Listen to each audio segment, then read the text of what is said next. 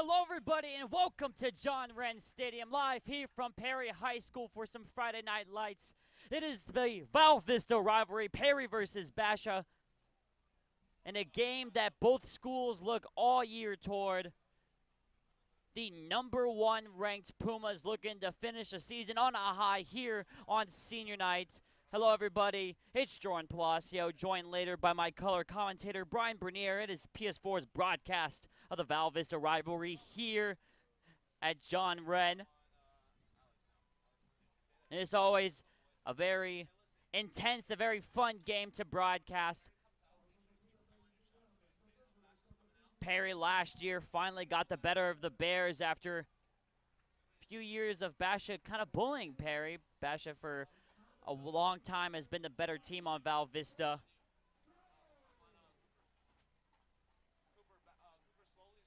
And before we get started here, we have a cool little, how would you say, activity planned by one of the organizations surrounding the school, but we'll get to that. We'll get to the Pumas still have yet to take the field.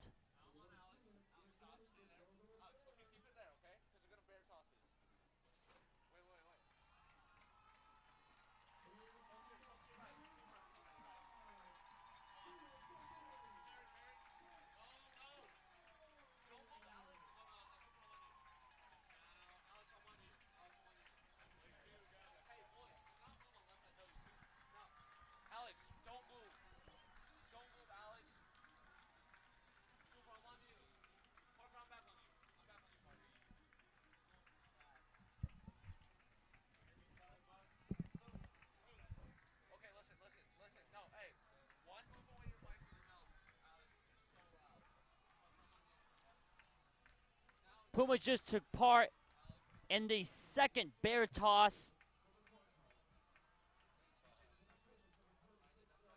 Part of a nonprofit organization run by the former students here at Perry High School, Emery Miller. An absolute fantastic story. If you're not familiar with it, please do check out the organization, what they're all about.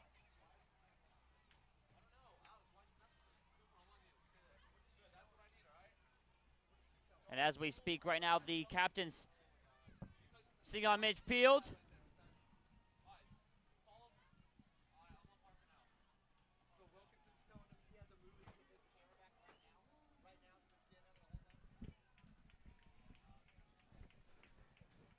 And we are getting set here for kickoff here from John Wren Stadium.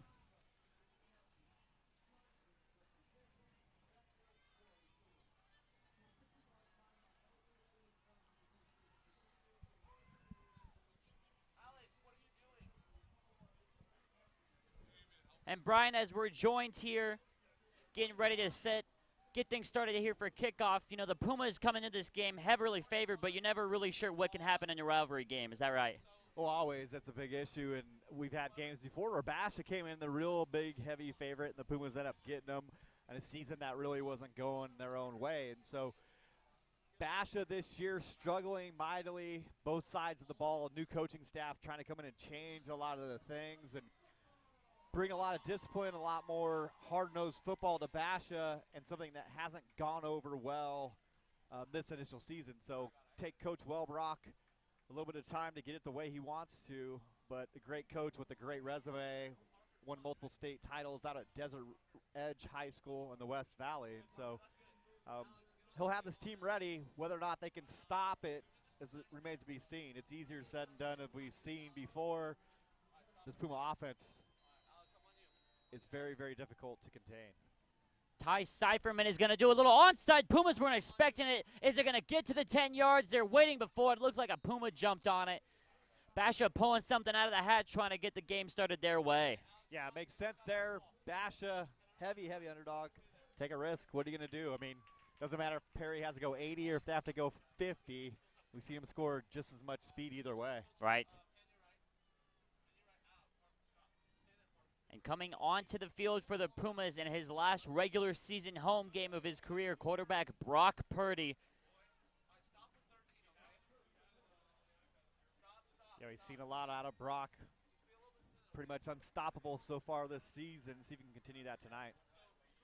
On the first play of the game, Brock's going to look to throw. He's got Deshane James in one-on-one coverage. Lets it fly. Great coverage right there from the Basha player breaking up the long pass. Yeah, Micah Harper gets underneath it, running stride for stride with James.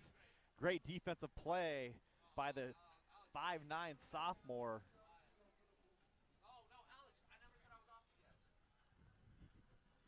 Second and 10 now for the Pumas after the long pass play. We got Purdy in the gun with Fultz to his right. Always big fans of these Cardinal jerseys, as they're going to give to Dickey on the little jet sweep, and Dickey's gaining about 4 here on the front. It's going to be third and medium for the Pumas. So Basha in a defensive scheme will stay cover 2 in a lot of situations that you may not expect it. Kind of the base defense for this team. Corners play very aggressive on the outsides. Really flow to the ball hard and try to take away outside run. We'll see what the Pumas draw up here on 3rd and 6. Purdy's going to take a little 3-step, look to the sideline, throw towards Dickey. We have a flag down, thrown right at the line of scrimmage by the near sideline referee. And this is going to be on the Pumas. Yeah, the receiver down below here looked like he was a little bit too tight. So Dickey lined up in the slot, and he was a little too close to the line of scrimmage. And so they called an ineligible receiver. He was kind of within the leg of that front receiver, and that's a no-no in your offense formation. So the Pumas are going to be backed up.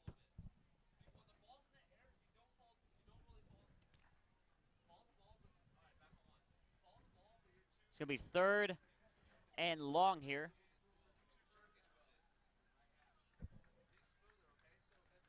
It's 3rd and 6. They're going to lose 5 on the penalty, so now it makes it 3rd and 11. Basha, big chance for them to get off the field here on 3rd down. Yeah, it'd be huge for this defense, again, who's struggled throughout the year and got a nose guard lined up offside. They got a flag coming in. It's false start. Nose guard was clearly lined up in the neutral zone there.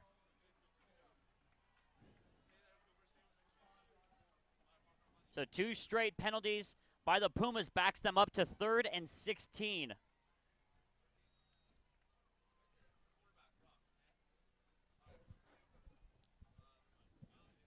Third and 16 for the Pumas. Doesn't really mean a whole lot when this team can strike for the end zone at any time. Purdy gets the snap. He's going to throw a little play. Oh my goodness, blown up by the Basha defense. Oh, that one looked like it hurt Brian. Yeah, Josh Lee, the 6-foot senior linebacker, coming free. Saw it coming a mile away and just lays the wood to the Puma receiver. Oh, my. Those hurt.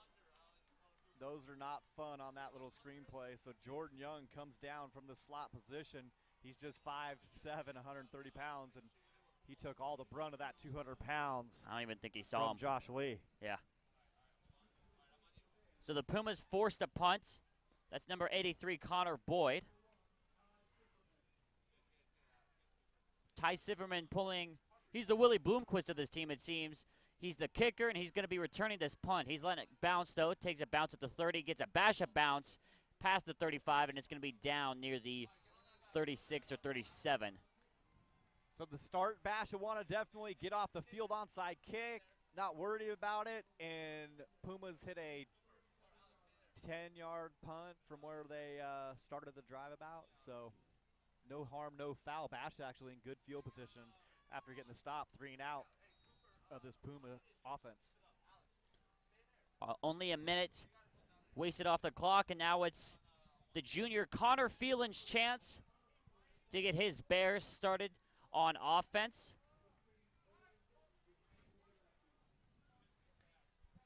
Kind of a dual threat running back system that the Bears are running. Campbell, the senior, has more yards. Phelan gets a snap, and that's where they're going to go on the first play, straight up the gut.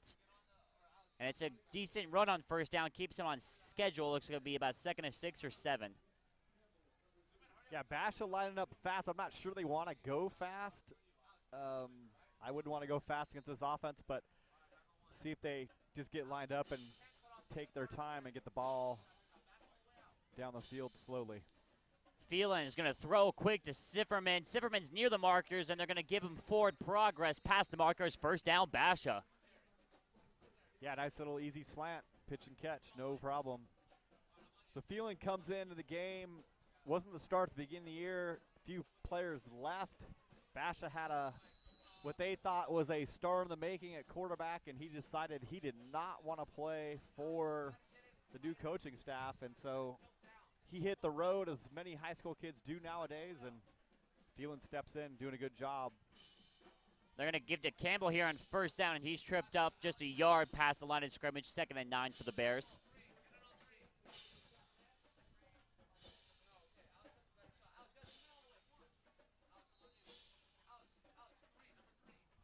It's the thing, you have a player leave, and the one thing about quarterbacks that you always want, number one thing you want in a quarterback is toughness. And if you can't be mentally tough, probably not a position you should be playing. And if you can't take hard coaching, you shouldn't be playing quarterback. Phelan throws to the markers, and he's got a first down, 2 first downs, 2 more already for the Bears than they do the Pumas.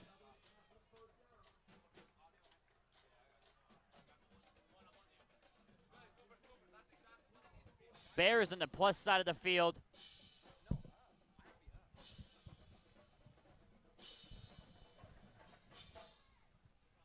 And now after the first down play, Phelan is going to give to Campbell. Not a ton of running room. He's going to get a yard at most.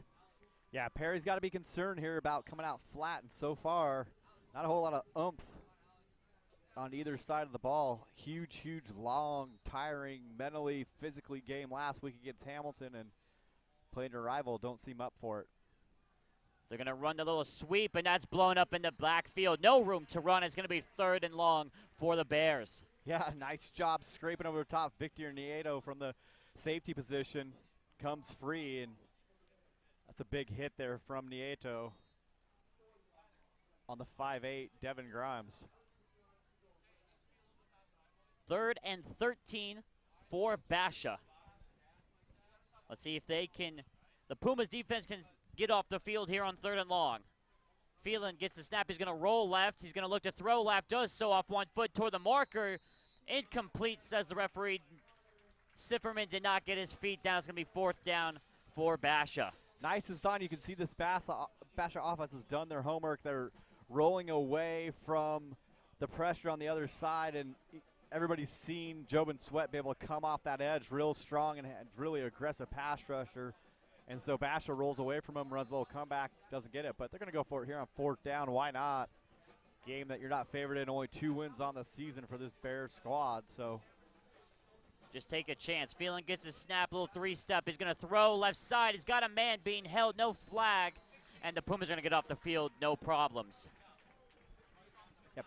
Basha physically at receiver looks like they're pretty much can be a little bit overmatched by these DBs. Yeah. The Puma DBs a little bit faster, a little bit bigger. We've seen some really big receivers from Basha in years past. I mean, huge Division I guys that were really hard to stop, and don't really see that threat on the field tonight. Usually with the matchup we see with the top teams in the state with these Perry DBs, or the receivers are usually taller, but the DBs for Perry are able to kind of match them athletically. I don't know if there's deceiving defensive backcourt is what I'm trying to say, who's as athletic as the Pumas are, but here on 1st down, they're going to run up the middle. It's going to be stopped for no gain. Yeah, a position for the Pumas that has been built up and has a lot of experience, and guys have been playing from a young age, and so able to do a good job on the defensive side of the ball. But Purdy here on 2nd down is going to throw to Deshane James, who's wide open on the far side past the 40-yard line. He's got 3 people trying to bring him down. He accelerates for another 10 yards. Big play, and it's a 1st down, Perry. Yeah, the size of these corners, I don't think they can match up very well with Deshane. So they could probably run a little hitch corner route here all night, and these DBs are only about $140 on both sides. I don't think they're going to be able to tackle him very easily.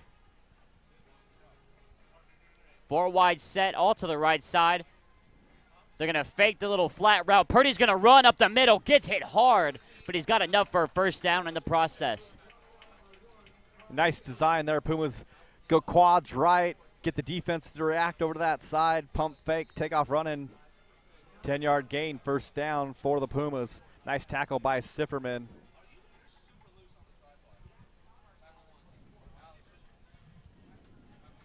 They're just waiting a little confirmation to get the first down there. We got it. So the Pumas line up at Bash's 24. Purdy in the gun's going to roll right. Going to look to throw right. He's got Dickey on the sideline at the 10. Inside the 10, trying to get the pylon. It's going to be first and goal. Perry inside the 5. Yeah, it's a little quick out. Easy money for the Pumas. Get down the goal line and see if they can get in here. We've already had almost 5 minutes go by and no score. We don't know what to do right now. Yeah, that's odd. Purdy in the pistol is going to fake the run. He's looking for Deshane at the quarter. He's got nothing. Wide open. Oh, just overthrew him. Incomplete. Pumas had a touchdown, but Purdy just not with the touch on that pass. Yeah, tried to be a little too fine there, and Jordan Dung not able to run it down. Laid out everything he had. Kind of looked like Yasiel Puig the other night in that Dodger game in right field. Second and goal now for the Pumas. Purdy again lining up in the pistol. They were looking for Deshane last time. They're going to run the option. Purdy flips to Fultz, and Fultz is going to get to the end zone untouched.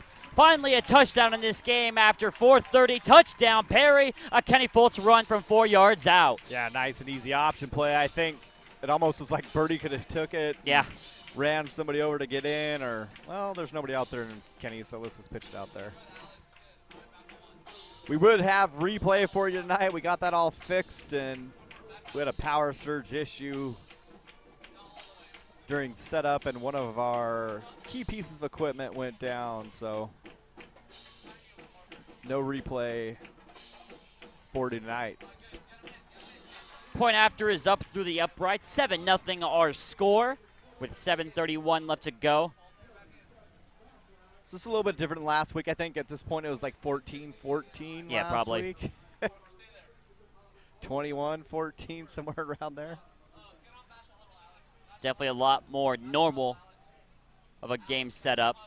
Yeah, that's the regular pacing of a game. Yeah. I don't feel like I need to go drink a gallon of water yet or need to sit down and take a little break. I mean, we talked about that game last week, historical things. Pumas set a record in 6A, 5A, dating back to 1942. Yeah. 809 yards of offense in one game. Yeah, it's hard to do. That's I've coached some teams where you don't have that halfway through the season, so to get that in one game is pretty impressive.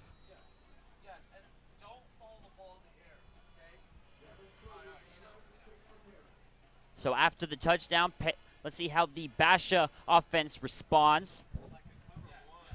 This is one of those games that if you get down to Perry by a couple of scores, it could be extremely hard to look back, because this kick is 9 yards deep in the end zone for a touchback. Yeah, you got to look at that Basha team. I mean, it's been a struggle the last couple of years over there. A team that had been a regular participant in the playoffs at the highest division and had some coaching turnover, and next thing you know, struggle. Yeah. So, again, brought in a well-known coach from the West Valley and hoping to get it back on track and be a little bit more hard-nosed and a little bit more disciplined than they may have been in the last few years. Feeling in the pistol.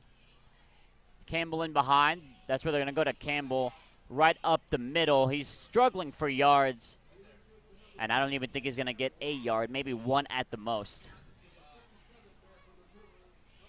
Basha's still big up front, and something we've seen over the years, like big linemen there. I'm not sure how we never get these kids here. I mean, the school's a mile away, maybe a mile and a half as a crow flies, and somehow they have 6'5" guys and we have 5'10" guys. Interesting. Phelan's going to throw, does so right up in the middle. It's going to be close to first down. He's got it with the speed. First down, Basha. Nice little play. Yeah, nice job by the receiver, Devin Grimes, coming across the formation, and really a great job by Phelan. Stays in the pocket, disc gets unloaded on, and doesn't back down and makes a throw front shoulder, lets Grimes run. Nice job by Grimes, and pretty impressive there. Grimes got a lot of speed on him. They got to be impressed with Phelan. He had 3 guys bearing down on him, and it's a hard throw to make. Phelan gets the snap, is going to give to Campbell. Just not a lot going with this run game right now. Pumas blow it up. It's going to be a loss of 1 on the play. Yeah, he's met with a host of players there, and safeties are coming down in the box and making plays. So I think Travis Callaway came down and made that play from the safety spot and blew that up before it even got going for a 1-yard loss. Basha is going to have to try their hardest, too, to keep pace. Like I said, you don't want to go down a couple possessions to this Perry team. Slant throw to the right, hits the receiver in the chest, and does not come up with the ball 3rd and 11. Yeah, Basha not in the position to not make those plays, and Griffin Welbach now going off the field. It looks like he has a whole hurt shoulder, and maybe the coach's son. Not exactly the way you want to have to talk about that at dinner tomorrow night. No. 3rd and 11 for Basha. Phelan gets the snap, 3-step, wants to throw deep and does to the far side, and that's through everybody's hand. That falls incomplete, 4th down. We saw that same kind of offense last week with Hamilton trying to throw it up and kept going at Effinger, and I'm not sure why he's the one you're testing, but he was in that guy's hip pocket the whole way, and Phelan doing another good job kind of hanging in there with the pressure coming in his face. Puts him a nice ball, but Effinger's right there. So Sifferman kicks, he punts, he's going to little rugby style, let this one go. Dickey's going to fair catch it at the 25, and it'll be the Pumas ball from there. Yeah, nice kick there.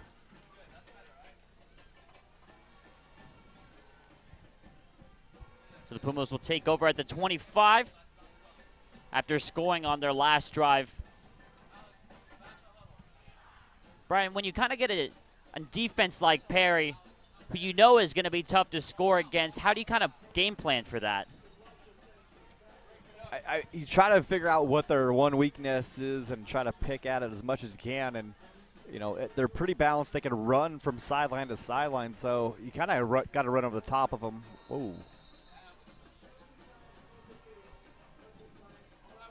See what they've caught. We've had a lot of movement on the 2 sets of lines throughout this game. Well, Mr. Baxter there for the Bears is a big boy. Yeah, he is. 6'4", 295, and I don't know, our center here for the Pumas is probably 5'10", 200, I'm guessing. Yeah, 5'10", 240. So Zach Neff hanging in there tight, but not one I'd want to get it rolled over by. But yeah, so the Puma defense sound. They stay in position. They don't chase ghosts, and so got to go straight ahead. Purdy's going to throw a little quick hit to Deshane James. Deshane James stiff arms his guy, runs with him for an extra 10 yards. First down, Perry past the 45. Yeah, I think they could run that all night. It's going to take the whole team to tackle him. You might have the safety and corner that probably weigh the same as Deshane. Yeah, that's an unfair matchup. Now on first down, they're going to fake the run. Purdy wants to throw. He wants to Shane. He is going to throw. No, it's going to Dickey at the 10. Dickey hangs on, and he's got it. No, it's loose, so they call it a fumble and incomplete. They're saying he had the ball as he crossed the plane. Touchdown, Perry. Yeah, I don't know. All day to throw there for Purdy. He had 2 streaks going down. Really, Dickey kind of got it pushed out to the numbers where he shouldn't have been. It should have been up the hash, but beautiful throw. Colby does a great job of kind of bearing down, gets it to drop in the basket, fumbles it before the goal line, chases it down and dives on it. Referee gives him touchdown. Could have been a touchback just as easily. Yeah. Which I think is the worst rule in football, by the way. The fumble going to the back of the end zone? Oh, you're about to score a touchdown, now all of a sudden they get the ball and it's a touchback. Doesn't make any sense whatsoever. what would you do to fix it as the PAT goes through the uprights 14-0? Just bring it back to the 1 yard line and spot at the 1. I've never understood that rule. I was about to score a touchdown and now it's your ball. It's really confusing to me. Especially got a kid diving for the line and hanging the ball over and giving it max effort. It pops out and, oh no, it's your ball now. Oh, that makes tons of sense. What kind of coach were you back in the day? Not calm like these coaches for the Pumas. So it's takes all types, I guess. I mellowed in my old age the last years that I coached, though, so did not quite yell as much as when I was younger.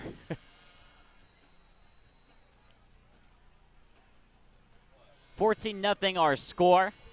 Sherwood on to kick it deep again. I don't think we're going to see as many onside or squib kicks like we saw last week against Hamilton, where both teams are kind of fighting for an extra possession. Sherwood lets it go. It's going to be short of the end zone. Might even bounce out, and it is. It's going to bounce out of bounds, and the Bears will get it at the 40. Actually coached with the defensive coordinator for Basha back at Marco Siniza, back with the head coach at now Sunny Slopes High School, Roy Lopez. So we had a lot of success there. That I think our last year we coached together, we made it to the semifinals with a team that was very tough and played everybody that they faced very hard. So Coach John's a very good coach, very organized, and spends a lot of time and is very detailed in his game planning. So whether his players are following along with that remains to be seen. They're going to pitch to Jamison as he gets his first snap of the game, and he's forced out of bounds by 3 Pumas. No gain on the play.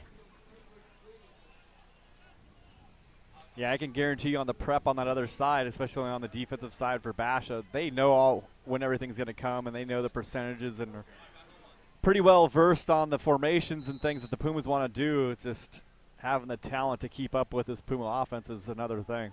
Yeah, exactly. 2nd and 10 for the Bears. He's feeling communicating with his players.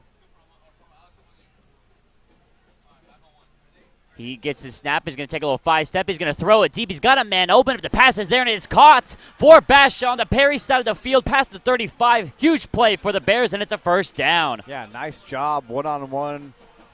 Basha just runs a corner from the kind of tight slot. Feeling able to make a beautiful throw. And Ethan Massey, 6'2" senior, running wide open down the field.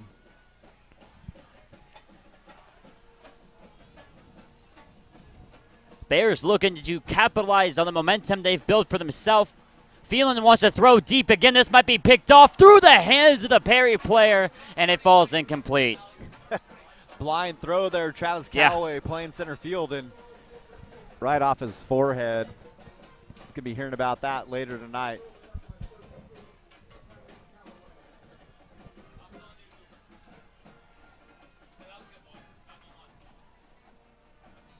Phelan only a junior. As you mentioned, brought in the middle of the season. They're going to give to Campbell here on 2nd down. This is a good run from Campbell. It's about a 6-yard gain, so it'll be 3rd and manageable here in 4-down territory for the Bears. Absolutely, yeah. It's a nice straight ahead. Again, I think the best way to approach this Puma defense is just try to go over the top of them and not get cute. 3rd and 5. We had a Perry player jump off sides. Let's see if they call it false start, though. The old no play. Number 1 play in the playbook right there. Pumas jump off sides, and the Bears get themselves a free first down.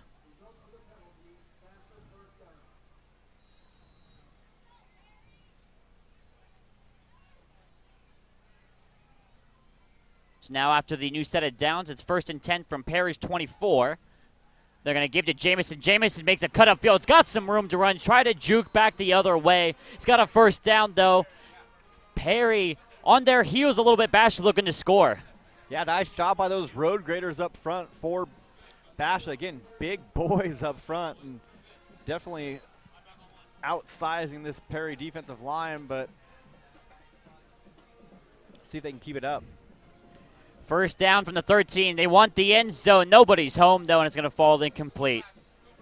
Again, befuddles me there why they keep going at Effinger. They can see all the tape. He covers those things great. And yeah, I mean, that guy wasn't even close to getting off the ball, let alone being open. Just run the ball straight ahead. I don't know. Their line's huge. Yeah. Let's see if they go back to it here on second down.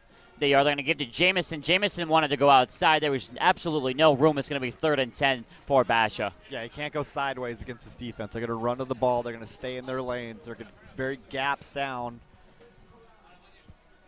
And I mean, they honestly, all their other players are so undersized, and we typically don't see that. The offensive line, though, is huge. Yeah. So the call it's timeout here, but Bash's offensive line, they got 6'5", 285, 6'4", 295, 6'3", 255. Definite size advantage. They're big boys. 6 foot 285. I mean, I don't understand why they just go straight ahead. 6'2", 265. I mean, Puma's defensive line, maybe the biggest guy is what, 6'2", 190 on a good day? Probably, yeah. Some quarters in their pockets and.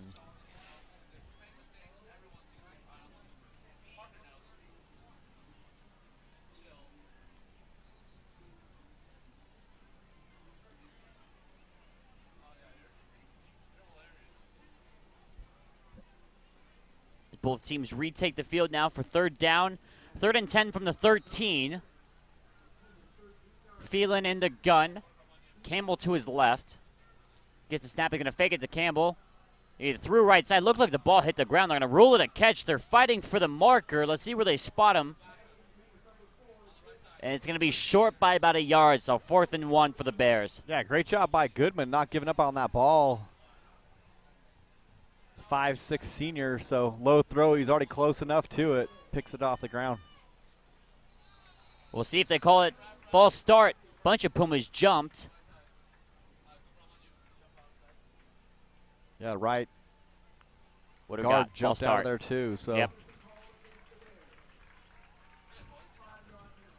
So it makes things a little bit more complicated now. 4th and 7. And it looks like Bash is going to bring on the kick team here for a field goal. Yeah, I don't know. Yeah, neither do I. I mean, it's great. Maybe you want to boost morale, but 3 points isn't going to do you anything against this team. Call timeout. We're going to burn another one. I think they're missing a guy on the right side, or going to discuss it and say, maybe somebody playing the broadcast up here and said, hey, coach, those guys that are doing the broadcast said we should go for it. No, Let's do it. They were short a guy. But, I mean, you're not going to – field goals aren't going to match against this offense. I mean, if the Pumas don't put 56-plus points up, I'd be shocked. Yeah, me too. I'd be very surprised. And it might be more than anything just kind of calling the dogs off, but – and if anything, we saw an onside attempt earlier, maybe a fake. A field goal gets you on the board, but like you said, it's not going to be able to keep up with this offense. Sifferman is on for the kick. Blocked. Yep, absolutely. You called it. It's caught by the Pumas. And they're going to be down right there. Darius Holton came through untouched and got a hand on it. Big play for the Pumas. That was beautiful. He executed by Darius there. Comes off the edge and lays out. I'll tell you what, when I played football, that was one thing that was really fun, when he completely lay out and tip that thing. And He's got to be pretty excited about that. Those are fun to do. Kind of a rare thing.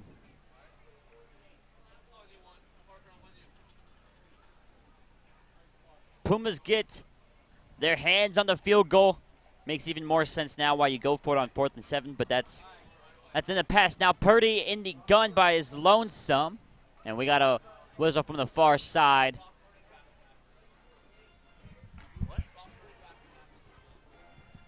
And it's going to be an offside on Basha.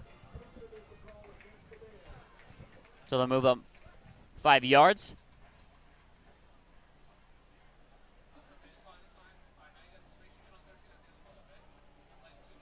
I mean, this is by far the smallest we've ever seen Basha. In all the years we've done games, their back 7 are tiny. On a design run, Purdy making room for himself to run past the markers, and that's where he'll step out of bounds. First down, Pumas. Yeah, that's the thing about Brock. We say it every week. You think you got him corralled, and next thing you know, he pops out of there. And just a simple 10-yard gain, no big deal. Move the chains, step out of bounds, don't take a hit. 3:25 left to go. Purdy in the gun. We saw him run this play early, and then give to, looked like might have been Boyd on the flat play. It's going to be a good first down gain, 2nd and 7 for the Pumas. Yeah, a little bubble screen to Connor Boyd, just like a run. Pick up 8. Set up something for later. You stock and go and pump that, and got a guy running wide open down the sideline. 3 wide set for the Pumas. Purdy's going to throw wide open over the middle. It's the big tight end for the Pumas. Past the 45-yard line, big first down. Yeah, Tate Speaker running people over and putting some grass stains on a few backs as he finishes off that catch. You see Purdy so far this season, 136.8 QBR. One of his best season. Purdy wanted to throw deep now. Got Boyd wide open. He makes the catch at the 15, and he could walk into the end zone if he wanted to. Big play for the Pumas, and it's another touchdown, Perry. Yeah, Purdy just sits back there, scans the field, had all streaks going, and pick one. They're all open, and could have fair caught that too. Ball's in the air a long time, so Tate Speaker could have got called for offensive pass interference. He ran his guy over down here and kind of blew him up, and Sifferman, the all-around player, was on his back as that ball was in the air. Sherwood's point after is through the uprights, 21-0 with 2:35 left to go here in the first quarter. Well, there we go. We're kind of close. This is back to normal for us, yeah. 21 and a quarter, no big deal. 28, be a little bit more impressive. I mean, it's hard for us to top week to week when we do these games. It's one of those things that we joke, but it's just, we haven't seen him not have a lot of success on offense. Yeah. Offense hasn't been an issue for this team for the past, 2 seasons? No. I mean, Brock was a sophomore. We saw him make a lot of goofy mistakes and kind of would get him in bad spots sometimes. And you kind of took the good with the bad. He split time. And then last year, a little bit of struggles with Deshane James at quarterback, but still able to win some games. And Brock comes back for mono and, just tears the place apart. And just continued on that with this year and going to have bigger numbers this year than last year. Sherwood's kick goes to the end zone.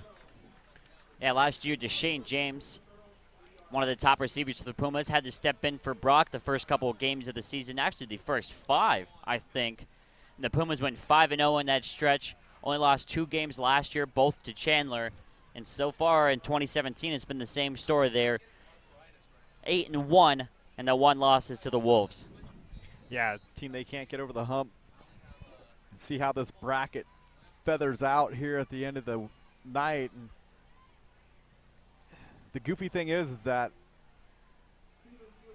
the Pumas are #1 seed right now in power points. It's so razor thin between 1 and 4, actually 1 and 3. It's a .03 and a .08 difference in points. And so Pumas could win this game tonight and still be the #4 seed in the playoffs come bracket announcement tomorrow. Phelan throws it. His man nowhere near the pass. It's intercepted. It's going to be taken all the way back for a score. Touchdown, Perry on the pick 6. It's like he was running a curl route right there. Threw it right to him, and he didn't hesitate and hit that sideline flying down the field. Andre Mayberry, great job on the pick 6. So Pumas do get to 28. Don't ever doubt. Yeah, I wasn't going to say, I wouldn't even rule 35 out at this point. But as you were saying, Brian, with the PowerPoint system, the ever so mystery way of how to rank the teams 1 through 16 here in the state of Arizona. So you got to figure the PowerPoints. This is kind of what I was looking at this week and what my mindset is on it. It's so close. Out of the teams in the top 5, we play the weakest team in that mix. And so when you take that into account, it might have other teams jump us even though we're going to win. It's really, I've never seen 3 teams separated by that little. They're so close. And Chandler's sitting at 5. They're playing Hamilton, who's at 4. You got to figure they're going to get a pretty good bump out of that. And so Hamilton will drop out of that top 4. Again, I don't know what the score is between Hamilton and Chandler, but I am saying Chandler is going to win that game by a lot of points. Probably.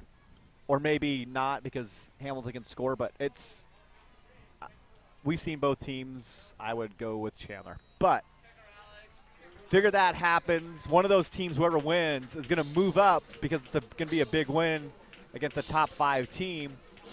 Desert Ridge is playing Highland, another team that's ranked in the top 10. Going to get a good bump there. And I believe that Mountain Point plays Gilbert High tonight, and a team that is ranked a lot higher than Basha. And so when those points are factored in, and, you know, again, you could win this game and end up being the #4 seed tomorrow when they announce the bracket. And Chandler could jump to 1. Perry would just like to be on the opposite side of Chandler in that bracket. Absolutely. And get into, you know, some games where they don't have to see him until the final and try to see if they can figure things out. Perry played against Chandler 3 times in the past 2 seasons, and all 3 times it's been 100% Chandler. Even though the first meeting only ended in Perry losing by 9, we both think, Brian and I, that Chandler called off the dogs late in the game. Oh, that game was not close. At halftime, that game was over, and Chandler kind of put in cruise control, and Perry tried to start to score some points and made it a little bit more reasonable, but there was no doubt they were in control the entire time. So after the offsides on the extra point, Sherwood puts the kickoff through the uprights.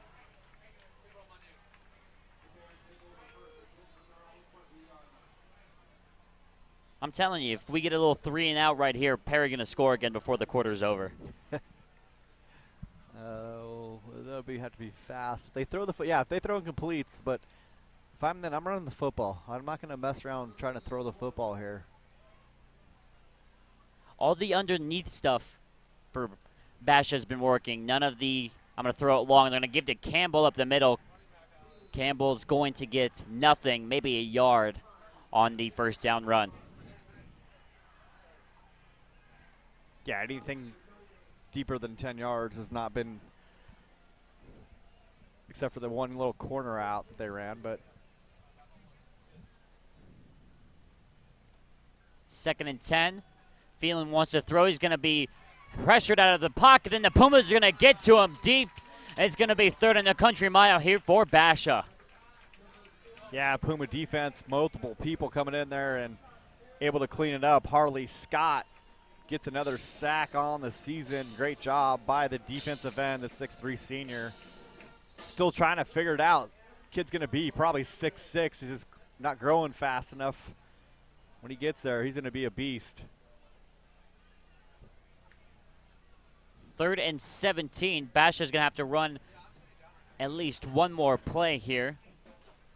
You'd figure a draw, but of course they're going to throw a little screen play. It's caught underneath, and he's looking for room to run. That looks like Sifferman. Sifferman's near the markers, but he's going to be stopped about a yard or two short.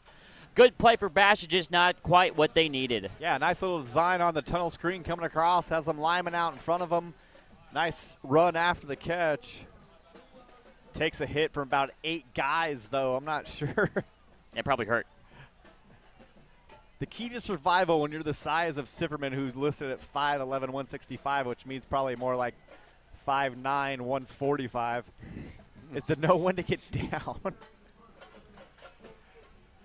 Trust me, I was about that size in high school and I had a running clock of people in my head and time, and could go, I've been up a little bit too long. I need to get down before the fat guys come. And it's like surviving in the Serengeti when you're that small. So Basha do let the clock run out. It's going to be their turn to punt.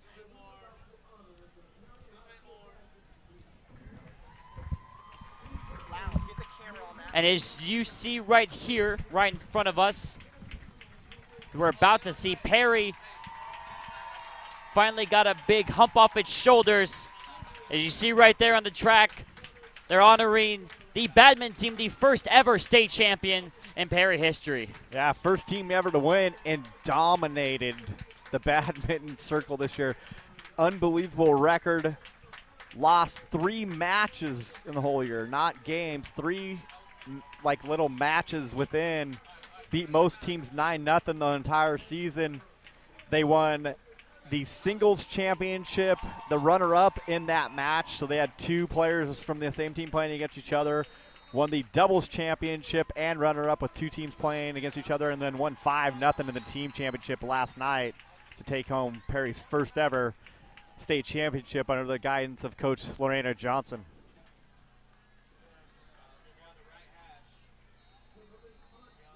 It was always a question for a long time, as Sifferman's punt is down inside the 25-yard line. It's always a question for a long time which Perry team would be the first ever state champion. It was either badminton, maybe girls soccer, and badminton was the first team to ever get there.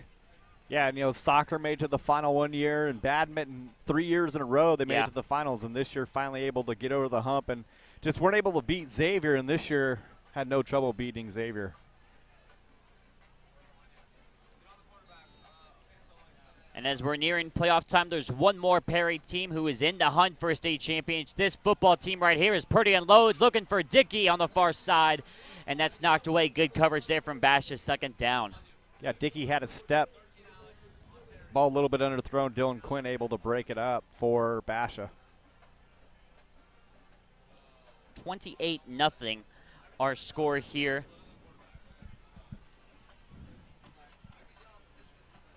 Here on senior night at John Wren Stadium. Players and even sports med people were honored before the game, as Purdy's throw a little too high for Boyd, who maybe tried to get a little too fancy with it, only went with one hand at it. Incomplete, 3rd down now. Yeah, Coach Jones getting after him a little bit, going up with the one hand. The old school coaches are always telling you 2 hands, but now with these gloves, one hand is almost like 2, and 2 hands is like 3.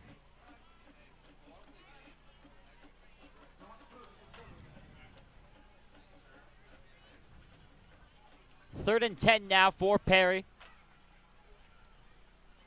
Purdy's going to be rolling left. He's going to float it up over the middle to Roberts. Roberts still on his feet past the markers for a first down. Yeah, Roberts is the guy you don't want to see with the full head of steam with that ball, and runs hard and low to the ground. Nice job by Purdy all day. Basha playing almost a cover 4 look. Everybody vacating the area and covering at the first down markers, and just checks it down to the running back. No problem. Purdy fakes the run, is going to throw near side to Dickey, spins past one. Colby Dickey has got a full head of steam as one man to beat. He's tripped up inside the 10-yard line. First and goal, Perry. Yeah, Dickey with a nice little spin move on the curl, on the out route, spins out of the tackle, leaves Sifferman in his dust. Nick's Schnicker does a great job of pursuing down, getting a hand on Dickey before he gets in the end zone. First and goal, Perry at the 6-yard line.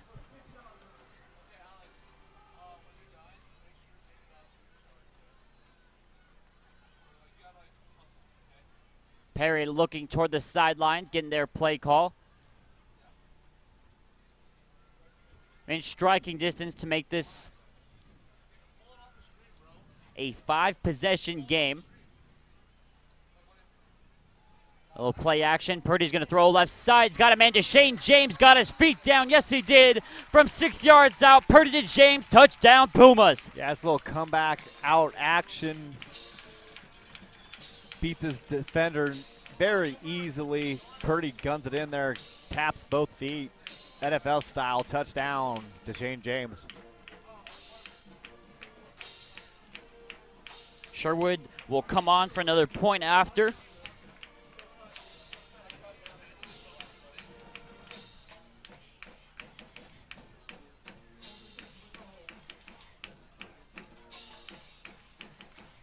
Well, like last week, we got a lot of scoring, but it's only for one team. 35-0 here with 10:42 left to go in the first half.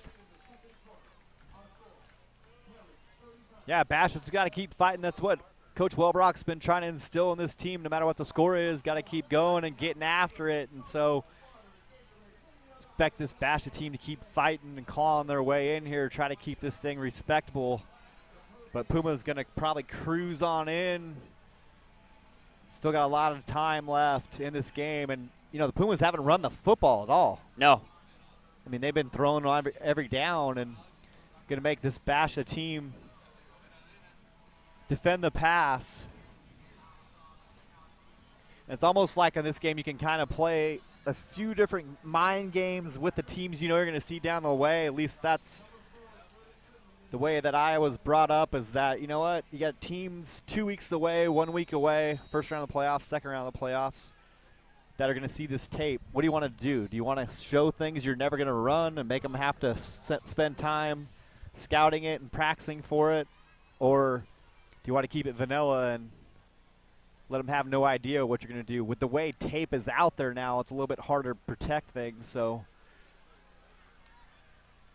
you might as well keep all the good stuff under lock and key. The kickoff was brought out to the 25, and that's where Basha and Phelan will take over.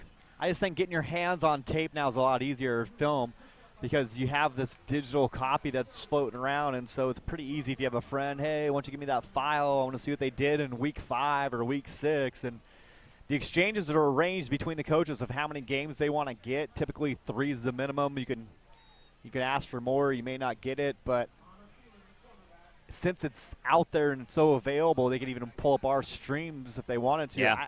I'm more inclined to run some stuff I'm never going to run. Phelan's going to throw right side, the near side. It picked up off the ground. Long flag coming in from the back judge. Maybe a face mask here or hold. We'll see. But I'm saying this. You understand what I'm saying? Oh, though, yeah, right? absolutely. I'm going to put stuff on tape that I'm not going to run. I'll Right. put in formations I'm not going to ever run, and they're going to have to scout it, spend time on it, and make them burn it. But I just think everything's out there now. It's not like the old days when you got a VHS tape and they picked up the flag. Yeah, they did. They wiped it off. So it was 3 on the little pass on the flat. Back in the day with the VHS tapes were the greatest because talked about it before. We had a coach at Camelback that used to give us tapes and we put it in and all of a sudden Oprah would come on or something. Phelan throws quick to the little slant over the middle. Holton came out with the football. They're saying he's down, though. First down bash. That's what's been working for the Bears, those little quick hitters and running the ball up the middle on occasion. Yeah, slant's been there and open, so. We literally had, though, the Camelback coach gave us the tape, and he goes, oh, my wife wasn't recorded Oprah over that. Sorry about that. I can't get another tape to you anytime soon. Like, whatever, man.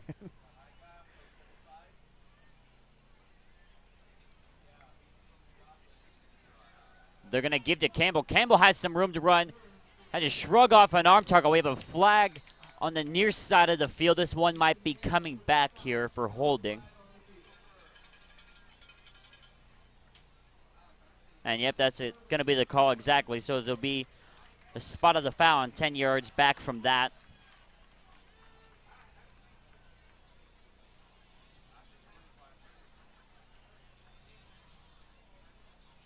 So my question to you, Brian, unless a miracle happens, 35-0 right now. Pumas are probably going to put up another touchdown or two before the quarter is over. Is Brock coming out as the quarterback to start the third quarter?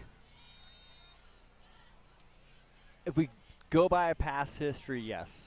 He usually plays through the third quarter. So we'll see how that goes. You still want to get him his reps and have him sharp, so we'll see what the plan is. I don't know. Phelan's going to throw to Sifferman, who's trying to find his way near the original line of scrimmage, and he does. It's going to be 2nd and about 8 after a nice little 12-yard gain there for the Bears. Yeah, those double drags have been a good play for them, and guys been able to get inside and run free on the inside, and Sifferman doing a good job. It's not Sifferman, sorry. Phelan doing a good job of putting it on that front shoulder and letting him run.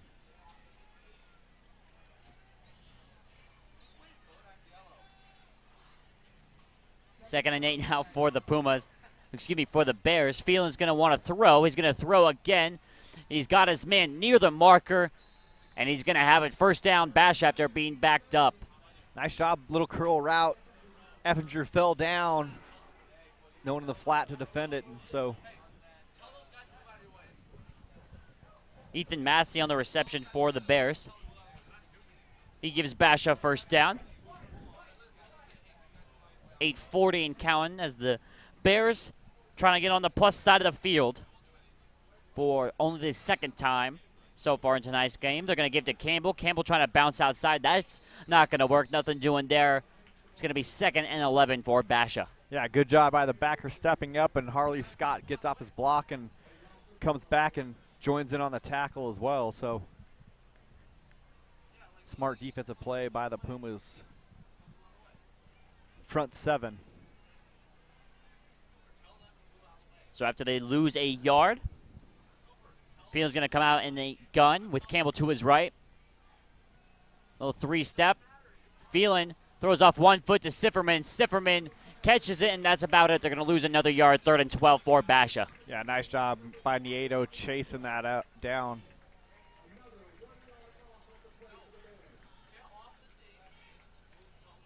Little update of a score in the East Valley of interest. Williamsfield 17, Queen Creek 0. Ooh. Undefeated Queen Creek. They got a hill to climb over there as Phelan's going to throw. Let's see where they spot it. They're going to give him the first down. First down, Basha. They pick up the 12 yards and are on Perry's side of the field for the second time. Yeah, nice drive here by the Bears. Getting the ball out quick. Getting on guys' front shoulders, letting them go into space and mixing in a few runs here and there. So may have found something here midway through this second quarter.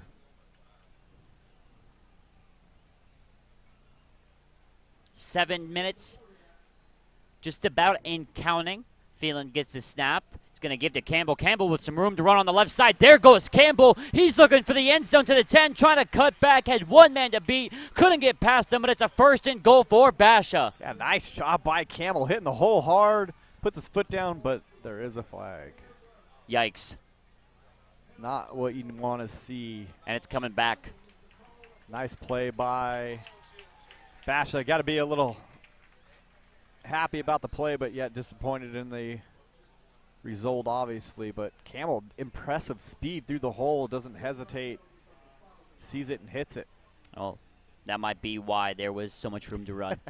He still had to make the decision to run. That is true. Hard Yeah, through that's that right. hole. Some guys tiptoe. We've seen that.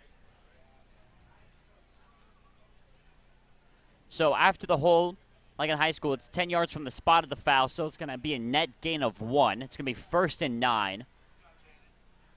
Phelan's going to throw on the flat to the left, and they're going to pick up 6 or 7 here. It's going to be 2nd and short.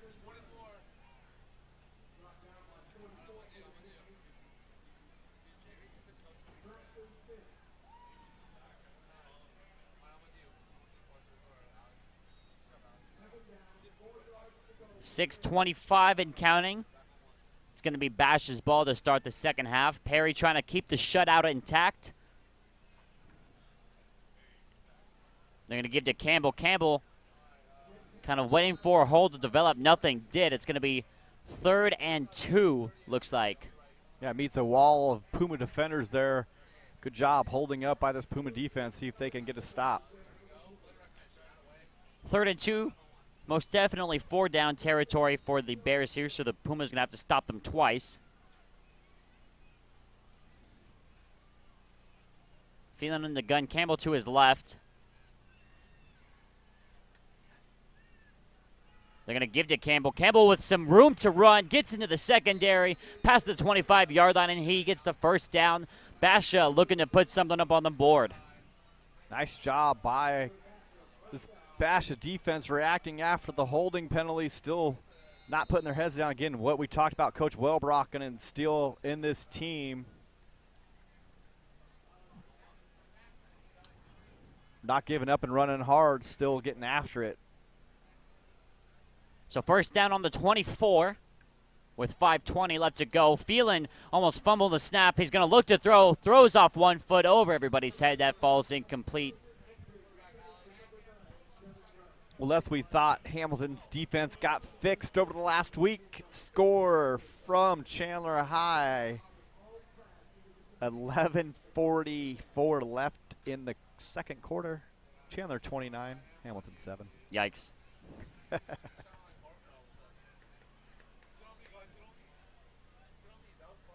That broadcast, their stream over there at Chandler's not looking half bad. They're not doing it. It's Cox. Oh, it's Cox? Oh, never mind. Yeah. On 2nd and 10, Phelan throws incomplete, 3rd down. I was about to say they got a scoreboard. It looks to be in HD. Not 4x3 like we see sometimes over there. Yeah. A little oversaturated though, but hey. You take what you can get. Yeah, Cox is actually doing the game with a new little Your View thing they have that actually covers high school football a lot better, and so nice to see support for high school athletics in the Valley and showing local and get professional broadcasters out there. On 3rd down, Phelan was going to the slant that has been working. It falls incomplete, though. 4th down, and see what the Bears do. You would think they would go for it here on the 24. You know, we're not available to do every game, so somebody else has to help out here in the East Valley and broadcast these things.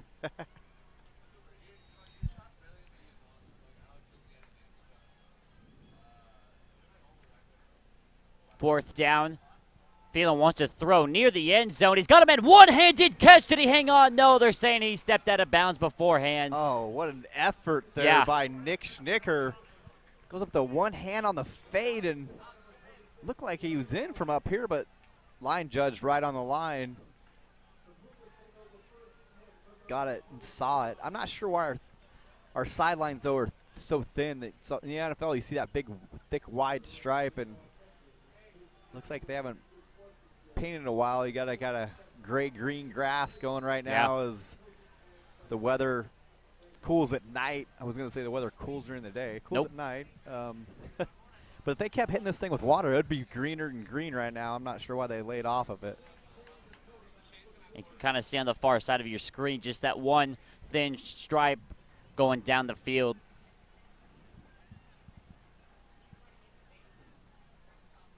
Pumas with a little quarterback change. They got Deshane James in there. He's going to run it straight away. He's got room to run. See you later. Deshane James keeps it. He's going all the way to the 10, the 5. Touchdown, Perry. Deshane James plays quarterback for one play, and he takes it all the way for a score. Touchdown, Perry. Yeah, nothing like putting a little scare in the team you're going to see in the next couple of weeks in the playoffs.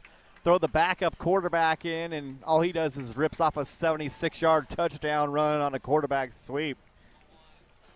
No biggie. Yeah, no big deal. Defensive coordinator nightmare. Like, we have to stop Brock Purdy. We have to stop Brock.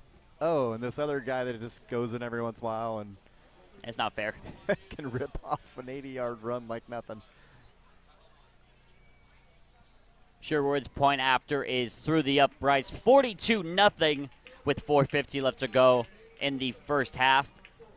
And we talked about them maybe running some things we haven't seen, and that's something we haven't seen in the last few weeks. And again, you might put a little fear in that next defensive coordinator and a little doubt in his mind of what he thinks he's only has a defender to worry about. There might be a lot more on the board than he actually thought.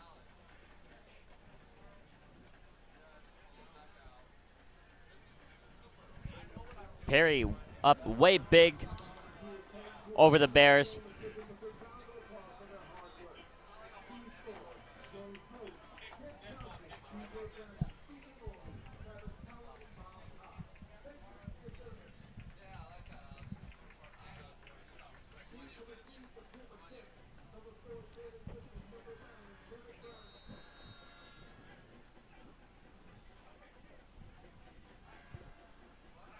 Remember game, Brian, a few years ago. I think the final score was 49-0 Basha.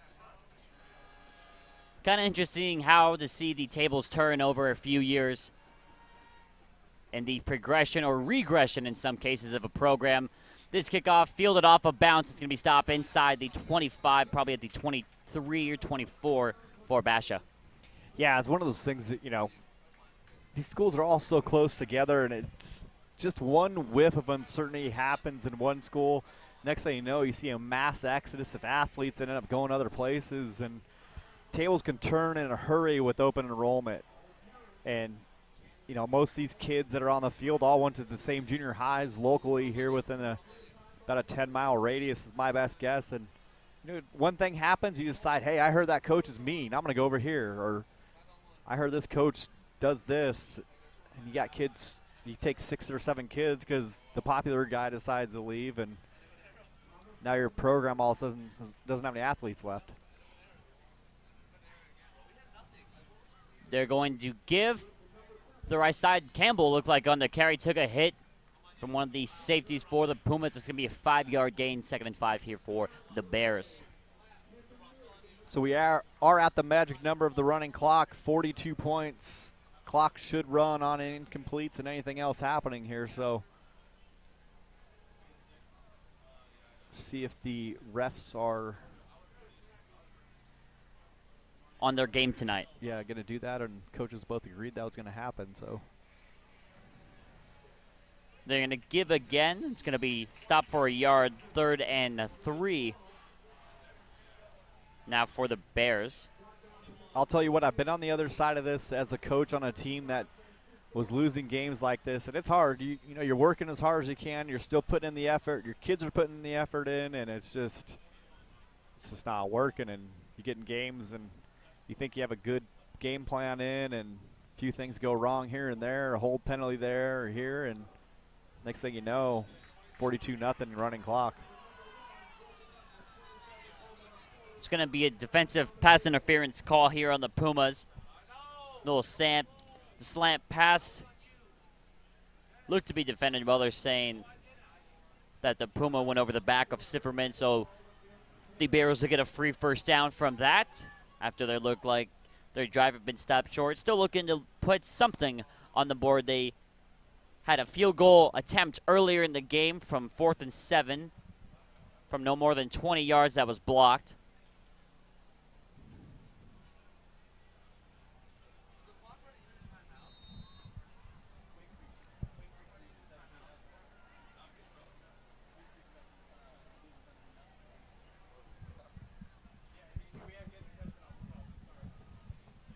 .245 and counting. And they're going to give to Sifferman on the far side, trying to get a yard. Does a nice job of spinning near the sideline, and he did a nice job of making something out of nothing. Gain of 4 or 5 there for Basha.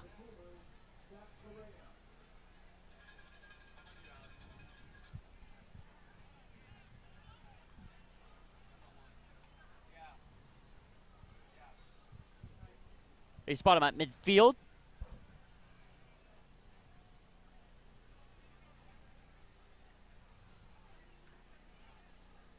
They're going to give to Campbell. Campbell brought down immediately. No room to run.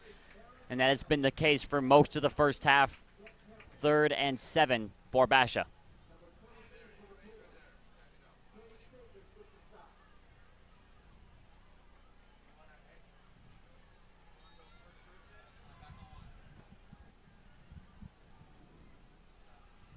Basha looking to take something into halftime to build on. False start by the right tackle, not called. Nice catch. That was a good catch right there. You said it, by Ethan Massey.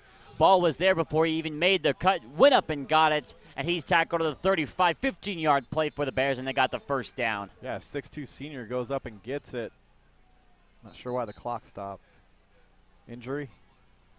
No, don't see one.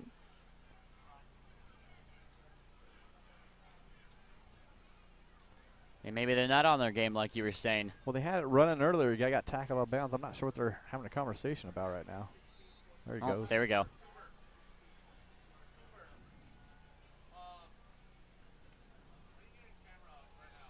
Phelan's going to throw, looking for the end zone deep. And he's got a man, and they got a touchdown. Basha from 35 yards out.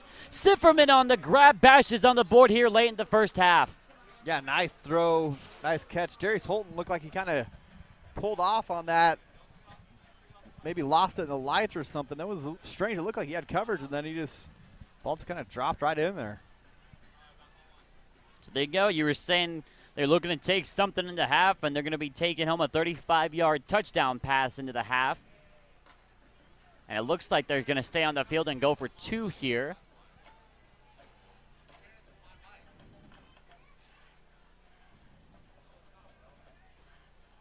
And they are. So they're going to go for 2 from 3 yards out. Phelan in the gun. Campbell to his right. 4 wide set. You'd imagine they're not going to run it. They won't. They're going to throw to the near side. And that's over everybody's head. Past the diving receiver. And it's 42-6. I'm not sure that's on the 2-point card. I don't think that 42. Yeah. And then 6. And, oh, it says go for 2. I was going to say, I don't think the 2-point card covers 42 points. No, I thought it would, but it would cover, like, 42-30. Yeah, for sure. 2 or 42-35. Or not 35, 34. But I don't think there's a 42-0. No, I don't think there is. It's on there. I bet you it's on there. You think? Yeah, if we had it, we could Well, let's take a look.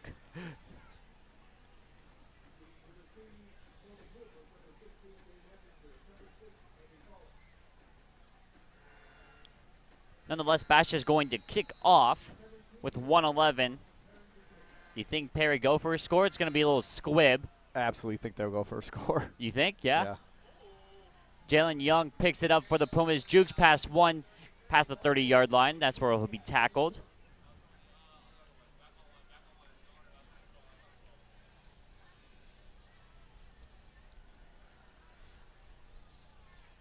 I think Puma's going to try to get one more in here before halftime. Let's see.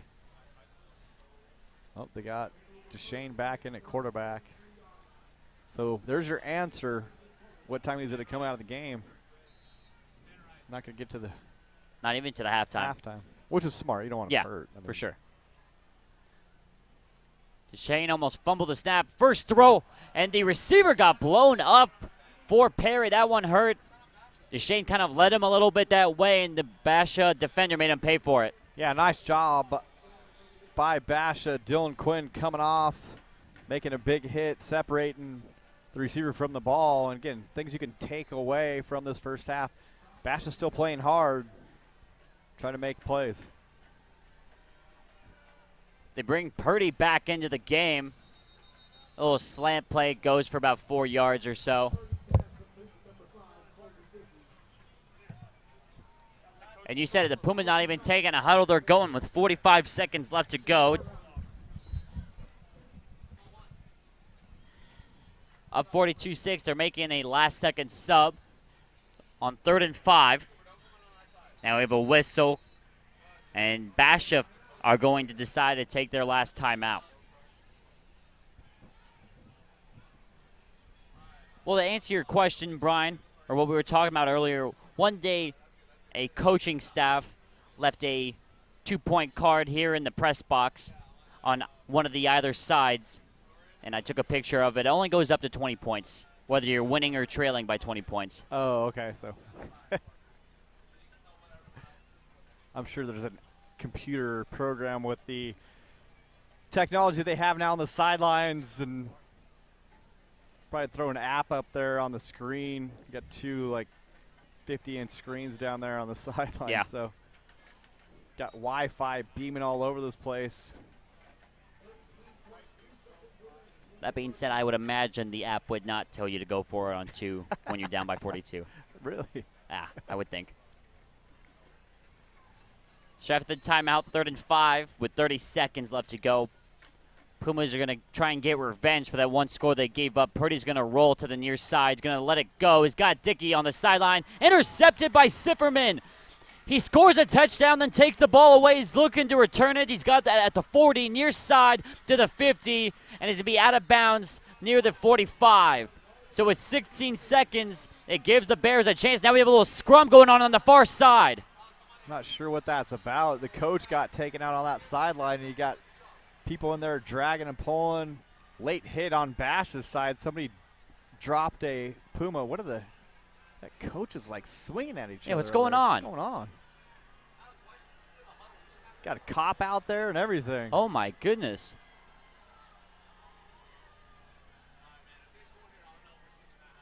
$27 for Basha. Coach is pointing at him and telling him to get out of there. He's losing his mind, taking off his helmet. Storm Mendoza, not a happy camper on that sideline. Referee's talking it with the Basha coach. Not where you want to see this game go. No, Again, definitely not. this game has always been cleanly played by both sides, no matter what one team was doing over the other. And it seemed like the Basha guys just got a little excited about that hit. And it was clean. He tackled him out of bounds. It didn't seem like there was anything extra. Who knows, you know, from us how far away we are, what was said or what went on. But a bunch of Basha players ran over to that sideline and started getting involved. And then you had coaches pushing it. It's a little chaotic over there. I was going to say, we've been doing this for 5 years now. I think it's the first time that any game that we've done has gone to the level of chippiness that just got to. Yeah, I mean, coaches have done a really good job over the years of kind of keeping the rivalry in check and not getting too emotional on not either side. So, the sideline warning? Oh, doing sportsmanlike, offsetting. Yeah. Somebody got ejected on our side? Whoa. Yeah. That's huge because you have to miss the next game. So you end up having to miss a playoff game. I was trying to read the lips of the official.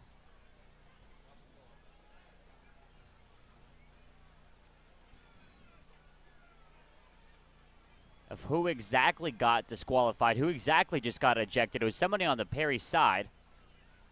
Let's see who walks off the field. They're going to have to leave the That's what I was trying to look there, for. so. It's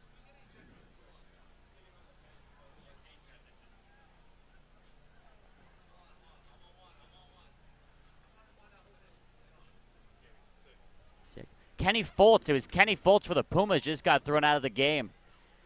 Yeah, we're not sure what went on there. Again, it's we don't have cameras on that sideline. We couldn't see really what went on, so Foltz is going to have to miss next week's game. Huge loss for the Pumas going into a first-round playoff game next week. Yeah, there you see Kenny kind of taking the walk of shame. I feel you, Kenny. I got kicked out of my last game my senior year. Oh, that's a good point. I didn't even put those two dots together. Yeah, this is senior night. Well, that's a story to tell, isn't it? But fortunate for me, we did not have the rule in our league that if you got kicked out, you missed the next game. So I got kicked out for a overzealous referee, I would say. Right. I was very much innocent in anything. So, but I was blocking a guy, and I had been warned to not act the way I was acting. And blocking the guy, knocked him down, got up, didn't push off. Player pushed me in the back. Referee threw a flag, and I said, finally, you're going to throw something out again against them, and he kicked me out of the game. And he told my coach I grabbed the kid by the face mask and threw him down and punched him. And my coach said he weighs 145 pounds. I don't think he can throw anybody down. So. Bears going to run a reverse. The receiver wants to throw. He's going to tuck it in and run. And he'll be tackled inbounds at that. That's going to be the end of the first half. So a very odd, weird way to end the first half of a game, something that hasn't happened to us in 5 years. I think that's the first ejection that we've had happen in 5 years of broadcasting these Perry games. And Brian, you've been doing it longer than before I got here, so. Yeah, I haven't seen one. We could have had one and missed it, but when you have all those players get in somebody's face and to eject just one kid, that kind of seems a little bit odd to me. That with the chaos that was going on that sideline, that no Basha player got pinched there. Yeah, but also we don't have a cameras over there, and we are way on the opposite side of the field, so we didn't see what happened. The referees were right there, but still, that's hard to pick out who's doing what and all those people. Yeah, we'll check with our coaches when they get back up here after halftime and see if we can get some up-to-date information. All right, though, lost in all the shuffle is the score. 42-6 here in the Val Vista rivalry. Perry putting a beat down on Basha, and they're going to be looked to be doing the same here in the second half. Like I said, our score 42-6 will join again for the start of the second half here on PS4.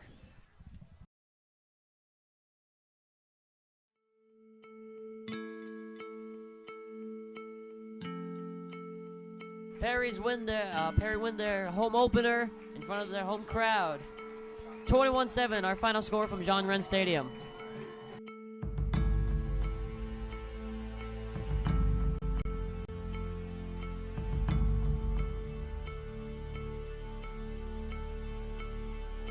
Howard drives inside. There's about 4 players there and gets blocked, but Van Haren regains the possession.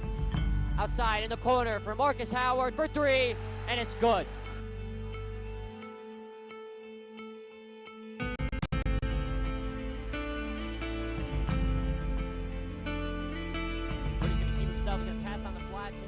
Nate James, nobody in front of him. He's going all the way. Nate James to the 30, the 25, 20, 15, 10, 5. Touchdown, Perry. Huge play, huge score. Perry are in front from being down by 21, and John Wren Stadium comes to life.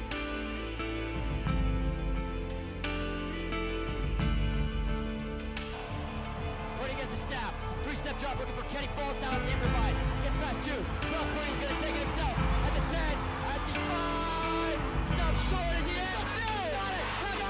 Jump up, Purdy. They did it. Are you kidding me? Oh, my goodness. Touchdown, Pumas. They won the game. Brock Purdy from 15 yards out. Carries it into the end zone. What a game. The Perry Pumas saved their season. They're going on to play Chandler next week. Referee says play the advantage, play on. Emma Ritchie wins the ball back, falls right to Remy Doyce, and here's an opportunity. Doyce plays Canistra in. Kelly Canistra, can she get it? Kelly Canistra, put it in the back of the net. Kelly Canistra, the redemption after having chance after chance after chance. The Pumas put it in the back of the net with just 3 minutes left to go in the game. The Pumas lead 2-1 against Chandler here in the quarterfinals. I'm Dallas Creel. I'm Parker Olzak. I'm Noah Lau. I'm Jordan Palacio. This This is the end of an era.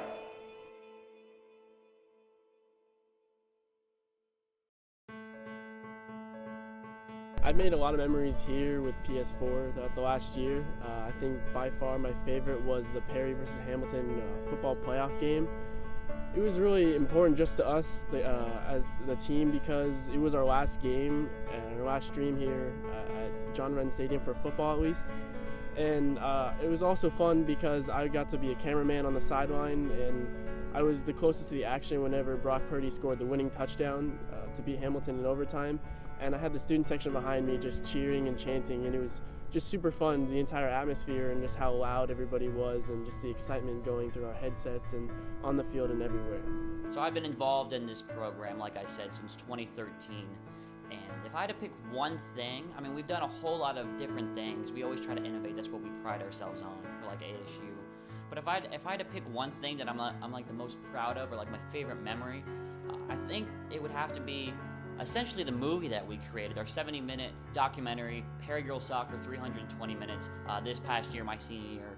It seems like a decade ago, but it was only just a few months ago that we are still creating and trying to storyboard and write it and just make everything seem what it was. I mean, we put in so much work, so much hard work between filming all the practices, when it came to the playoffs, the games, trying to figure out how to broadcast the games while record them at the same time with different cameras, sacrificing a little bit for our broadcast to make sure the documentary would be good by, instead of using 3 cameras, which we would used to use, using 2 and saving the 3rd camera for field usage for the documentary, stuff like that.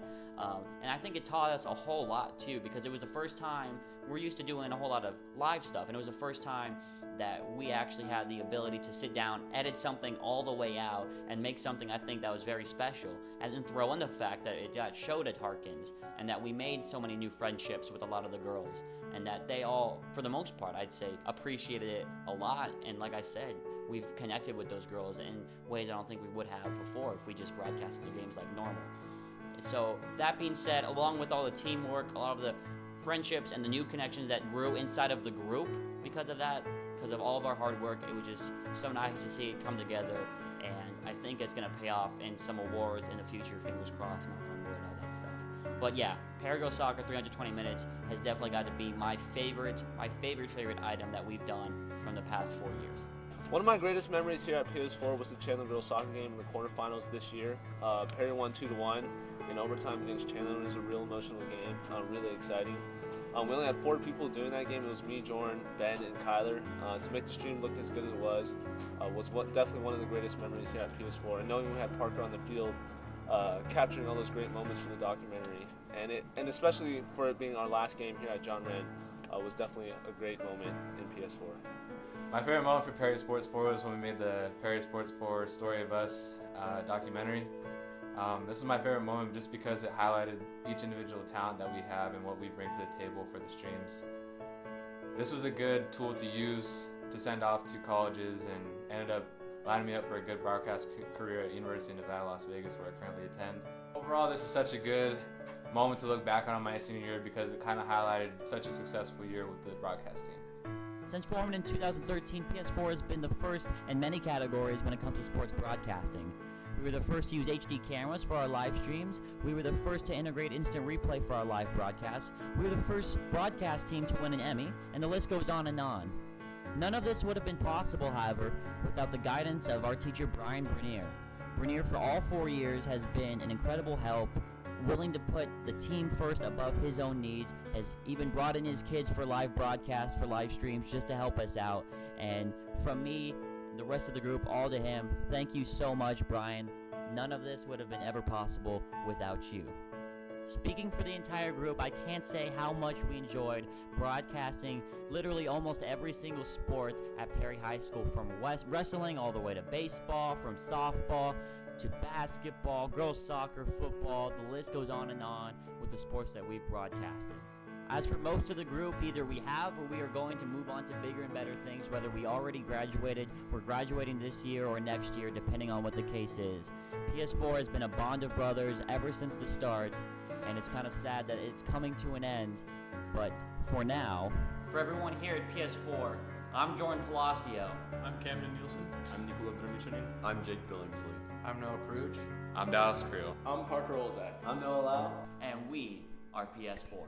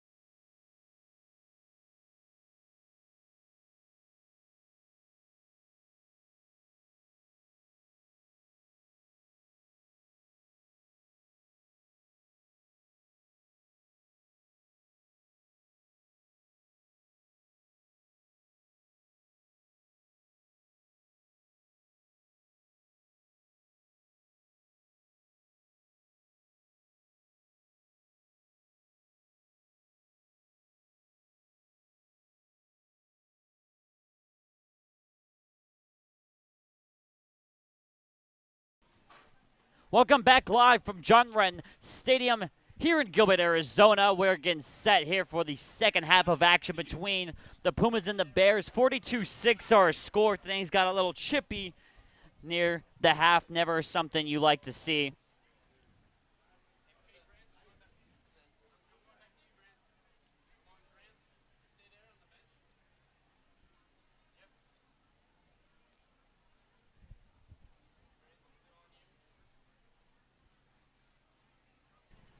So we're talking to the coaches about what did happen on that play, and there was a little bit of a scrum over there on that sideline, and Perry tackle, knocked down the head coach for Basha, and then a few Basha players circled up our player, and the word was that a punch was thrown by the Puma player on that sideline.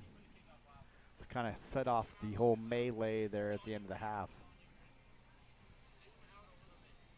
So Kenny Foltz was ejected and will have to miss next week's first round playoff game. The only consolation this Puma team can take in that ejection is that hopefully it's a fairly easy first round game. They come in with a fairly high seed. They should be seeing a team in the lower end, but in 6A, pretty deep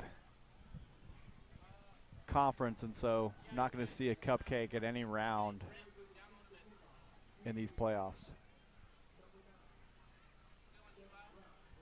Yeah, well, that's like you said. That's one of the perks of being one of the top teams in the nation, or in the nation, in the state in 6A, I should say. You get not necessarily a bye in the first round, but a team that you should be able to handle. As Sherwood boosts this thing into the end zone for a touchback. We are underway here in the third quarter, the second half of the Val Vista rivalry that in the past couple years has gone Perry's way. Always interesting to see how schools shift into what their quote-unquote sport is. For a long time it was basketball for Perry, and now the two schools kind of flip-flop what their sports are, their signature sports. Basha won the state championship last year in basketball.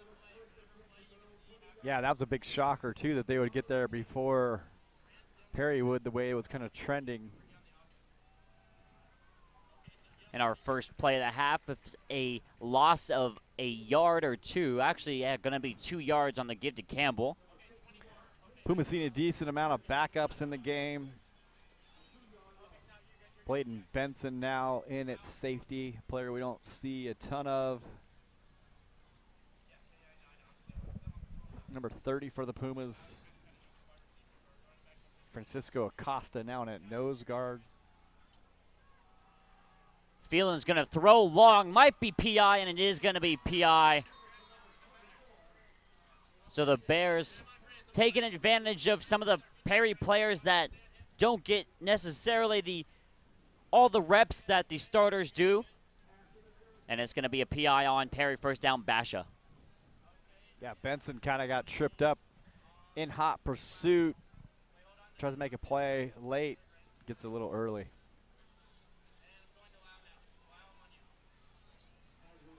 So that'll give the Bears an easy first down.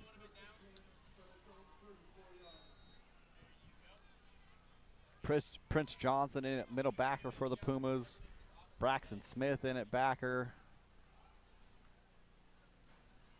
They're going to give to Campbell. Campbell with all types of room to run in the middle. Gets in the secondary. Past the 45, down at the 48-yard line. First down, Basha. Gain of 14 on the play. Nice tackle by Brett Scrubs for the Pumas. Get another player we don't see a ton of. Josh Amaro in at corner.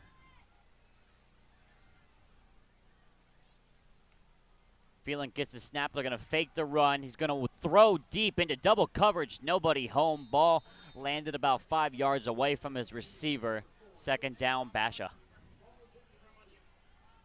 And the bad thing about Sifferman scoring that touchdown late in the half takes away the 42-point rule, and the clock is going to stop. Yeah, we need to get a touchdown to get that thing back in Yeah. effect here. But nice to see these players get some time. They work just as hard as anybody else, Yeah. and not a lot of opportunities sometimes to play. And getting in against your rival really helps too. It builds some confidence, and able to build on that going into the playoffs and try to carry that over to next season as well. And so, reps by your backups and third string guys is really important to the morale of your team too, because they like to see those guys do well. Phelan's going to look to the sideline, get the readjusted play call here for 3rd and 6. Phelan, they wanted to throw on the flat. Now he's going to have to improvise. Does throw, and his receiver's going to get laid out. Falls incomplete. And you would imagine Bash is going to go for it here on 3rd down, or 4th down, excuse me. Don't see a lot of movement like a kicking team's coming out there, so see what Perry does if they still have their full arsenal of defensive blitzes and things here, if they're just going to play straight up with the 4-down linemen and bring those. 4th and 6 for Basha. Phelan's going to throw left side. And that ball should have been intercepted. Falls incomplete, though. Actually does Perry a favor that ball hit the ground. Perry will take over at the 48. Yeah, had a receiver open, just missed him there. And so Puma's going to come out with a different offensive set and see if they can move the ball here against this Basha defense. Looks like Deshane James in at quarterback. I still don't know how much I love this. Number one receiver, putting him in a little bit of jeopardy here, so.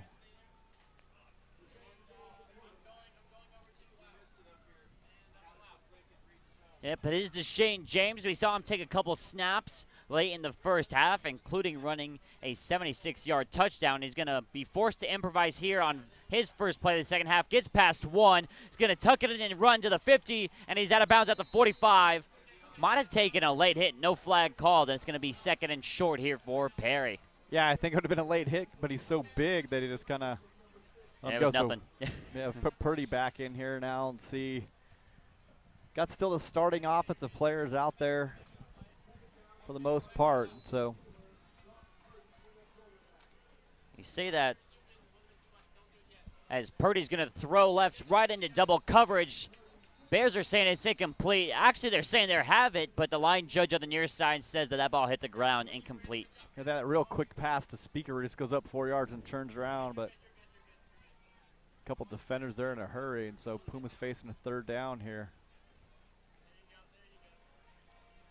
You'll see the Pumas run the football a little bit here. We have not seen many runs, and so No, not at all. got Roberts back there. Yep. Pick I was up just about to say that. hard 3 yards here. Not a real good back to have in there, or is a good back to have in for this situation. But it's going to be used as a shield for Purdy. He's going to throw on the far side to Connor Boyd. Shrugs off a tackle and is brought down near the 30-yard line for the 1st down. That's a little roll, quick pass.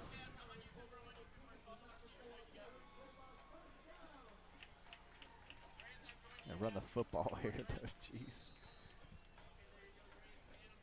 1st down from the 30-yard line. Purdy's going to throw on the flat. Watch out. Dickey makes the catch. Gets past 2. And is to be brought down near the marker. He's got it. 1st down. Perry inside the 20-yard line.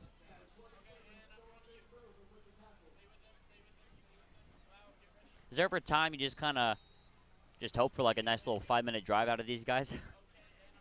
I don't think they're capable. Yeah, of it. that's a good point. I'm going to run the football here. Nope. Purdy's going to throw. He's going to look at Deshane in the end zone. He's going to let him go up and get it. Did he come down with it? Yes, he did from 19 yards out. Little play action pass to Deshane James. The 42-point lead is restored. Touchdown, Perry. Yeah, that's a tough job. Good defense by Dylan Quinn up top, right in the hip pocket of Deshane James. But Deshane James, just the bigger receiver, goes up with his big body and hands, pulls that down for the touchdown. Puma's now up about 49-6. But a nice job by Purdy putting it in a spot where Deshane can go up and get it over to the smaller defender. Trinity Kaufman in for the point after. Her kick soars through the uprights. 49-6 with 9:24 left to go. here in the third quarter. So clock will run after this. Only stops on dead ball kicks. So after the kickoff, it'll continue to run until Bash just puts up another touchdown or kicks a field goal.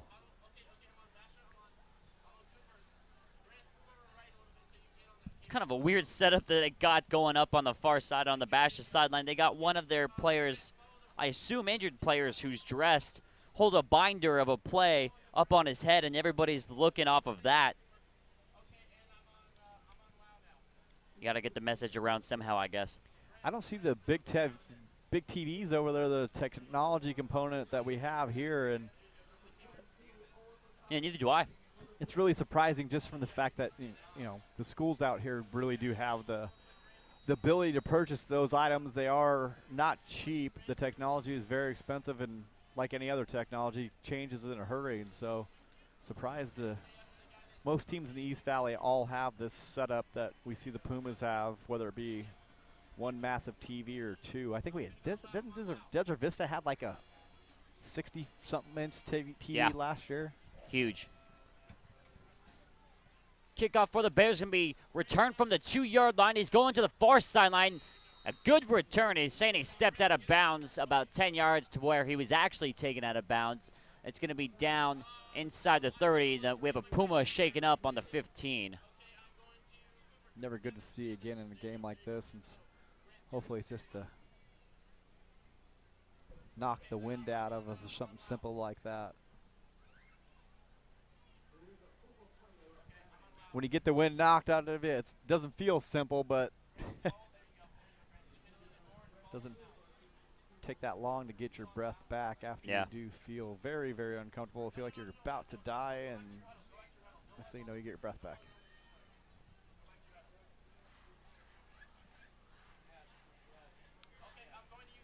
So Miss Getz and the training staff taking a look at this player. It's been down for a while, so Yeah. a couple team docs headed out. Coach Jones going out there to see what's going on as well. You see the Pumas just taking a knee.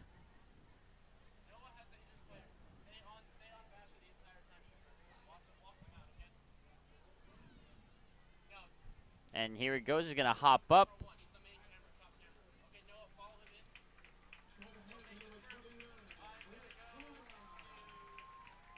Well, according to the roster, that's number 29. It's one of two players. Either Michael Serio or Brett. You wanna go for that last name? Scrubza. I'm going Brett Scrubza. That our guess? Always 6'1". He looks taller than 5'8". Coach Jones. Both teams lining up, and Coach Jones is in the middle of your picture. He's talking, getting a word in with the white hat, the main official. He's not happy. He wanted a flag call. You see him. He's Yeah, a little hit behind the play, I think, is what he's asking about. Still on this ref, even as the play starts. Campbell on the carry, trying to cut it back. He's near the marker, and looks like he might have gotten it, depending on the spot. It's gonna be a first down Not sure why Basher, they're- excuse me. I'm not sure why they were raised to stop the clock, but instinct. Coach Jones still talking about that, so. Very not happy, very upset. Campbell goes straight up the middle, wrapped up by one, hit by a second. Again, every player is important, whether or not it's your third string backup to the backup safety or the backup kicker. Everybody puts in the same amount of effort and practice, and so Coach Jones is going to protect them all equally.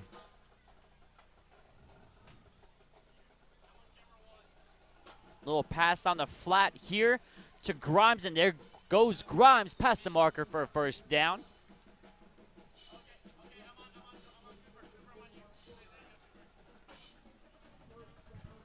Eight minutes and counting left to go here in the third quarter. 43-point game. Perry on top, 49-6. Bash's only touchdown coming late in the first half. We got a new quarterback in for Basha, number 16, Gabe Friend, with Jamison in behind in the pistol. And the ball's loose on the ground. A Perry Puma jumps on it, and it's going to be the Pumas football. Yeah, a little trouble with the exchange. Johnny on the spot for the Pumas. Braxton Smith, the 6'2 junior, falls on it. Pumas get possession. Chance to separate themselves a little bit more in this game. And Coach Jones wants to get together with this offense, probably talk to him about not being too aggressive. Don't take any stupid penalties here, and don't start any fights or anything goofy as this clock continues to run here in the third quarter. Yeah, yikes. Not the best first snap coming into the game for Friend. Those exchanges are a lot more difficult than you might think, and so not time to practice with it, and ends up on the ground. Roberts trying to spin out of a tackle, brought down in the backfield for a loss of 2.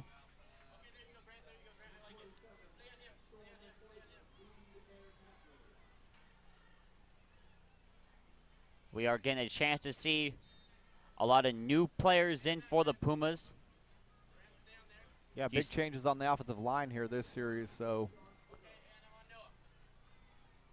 They're going to give to Roberts again. Roberts gets through the original line of scrimmage. It's going to be about 3rd and 9. We just put up a graphic for Deshane James. He's got about 9 receiving touchdowns on the year. He's already got 1 rushing tonight. He's going to look to throw for 1 as well. Yeah, it's 1 receiving and 1 rushing tonight. Go for the trifecta here with the pass maybe on the 3rd and long. Ball on the Basha 44, 3rd and 9 for the Pumas. Shane, little 3-step throws near side. It is caught right at the markers. First down, Perry. Yeah, nice little out route there by number 80, Isaac Horner, senior 6'3" wide receiver for the Pumas. Does a good job of staying in bounds with the catch. Whole new receiving core, running back core. And for the Pumas right now, Deshane in the gun, Roberts to his right. Throws over the middle immediately. It's caught and brought in near the markers. Depending on the spot, looks like he's got it though. It's going to be a first down, Perry. Yeah, Sean Flaming, number 17 senior with the catch for the Pumas.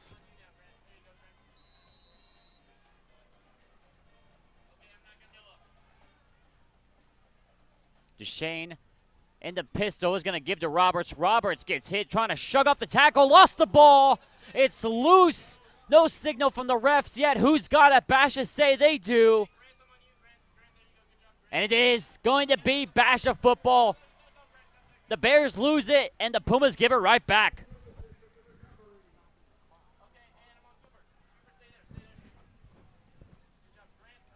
Yeah, a little big hit by Josh Lee for the Bears. Comes through the senior, disrupts the run, and ball ends up on the ground. Kind of a lot of hands had a chance at it, but not something you want to see out of one of your better running backs, turning the ball over week before you go into playoffs.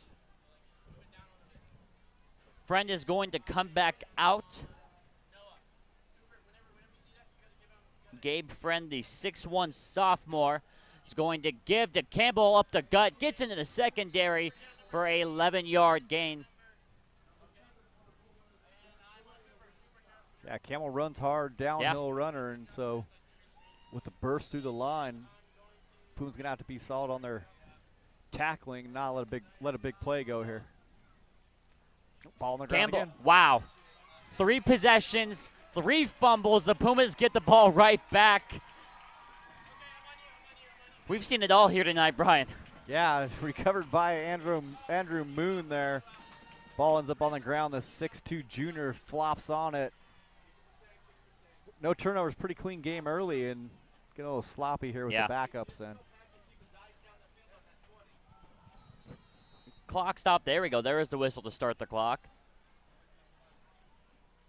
That's been the one silver lining here in the third quarter, is that we've been able to eat up a lot of clock, at least in theory. Supposed to eat up a lot of clock. Hasn't really felt like it, though, with 4 minutes left to go in the third quarter. Perry have the ball on Basha's 38. New running back in for the Pumas. He takes it far side for a gain of a couple.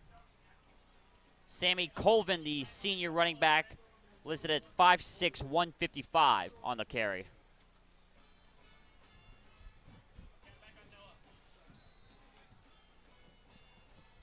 Colvin, not really a guy we get to see a lot of. It'd be nice for him on his senior night if he could run in for a score. See what they do here on second down. They're going to go to Colvin again, and he's met up by a huge pile and brought down for a loss. It's actually going to be 3rd and 10 here for Perry.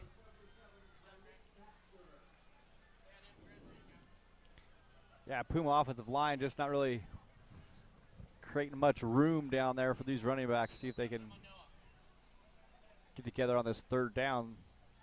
See if Pumas convert a 3rd and long. DeShane in the gun. A lot of movement offside. Should be a neutral zone infraction. That's what it is going to be. Going to knock it down to 3rd and 5.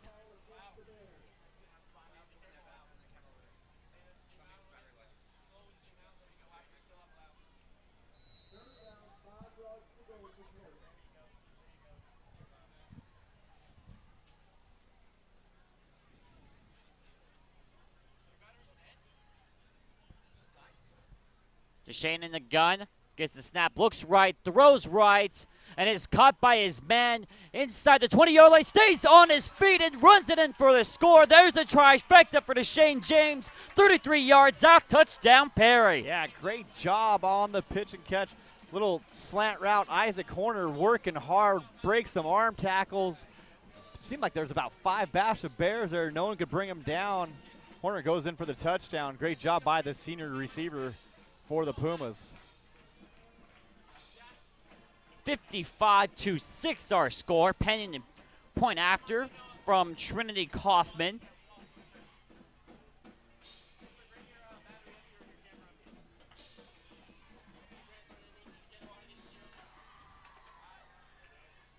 And Kaufman's waiting.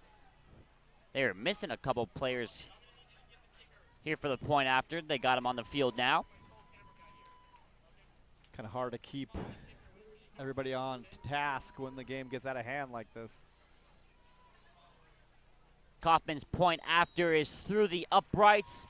56-6, 50-point game. Here with 2:36 left to go in the 3rd quarter.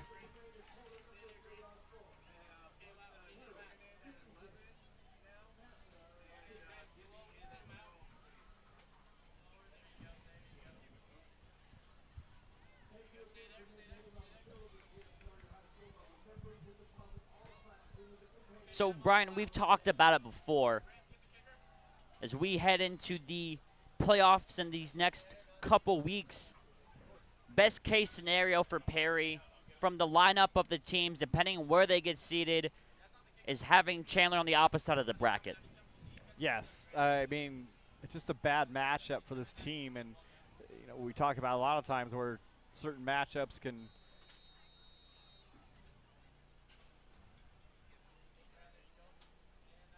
make a good team really bad, just because there could be some spots where they can't handle a certain player or certain scheme that's being run. And it just seems against Chandler with that ability to run the ball downhill right at us, and also the ability to man up on the defensive side of the ball and play bump and run coverage and be successful with it. This is going to come back and block in the back, way back. It's a good run from the return to the Basha. What's left of the Basha student section and crowd is going to be disappointed when they learn there's a flag down at the 17-yard line. This one's going to be coming way back.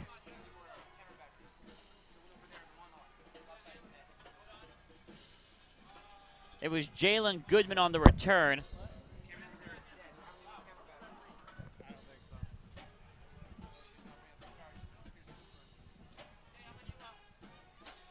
And there you see it. Yep, it's coming back.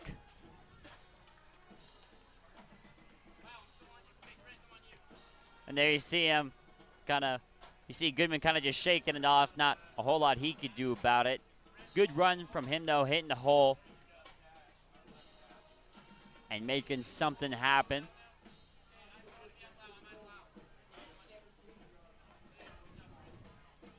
So, Brian, as we approach playoff time, you know, you have your teams like Perry, like Chandler, like Mountain Point. Who's kind of your dark horse? Who do you see somebody as kind of surprising the rest of the bracket this coming season? You know, really the biggest team that no one, it's kind of an unknown that has been playing well is Desert Ridge. And so ability to run the football straight ahead at you and have some pretty good athletes, and a team that's just kind of flown under the radar. They've been a lot of talk about Perry, been a lot of talk about Chandler, Hamilton, Mountain Point, and no one said a word about Desert Ridge, and they handled Mountain Point pretty easily earlier in the year here. So Friend is going to throw to his left side. He's got a man enough for a first down, even though he take a big hit.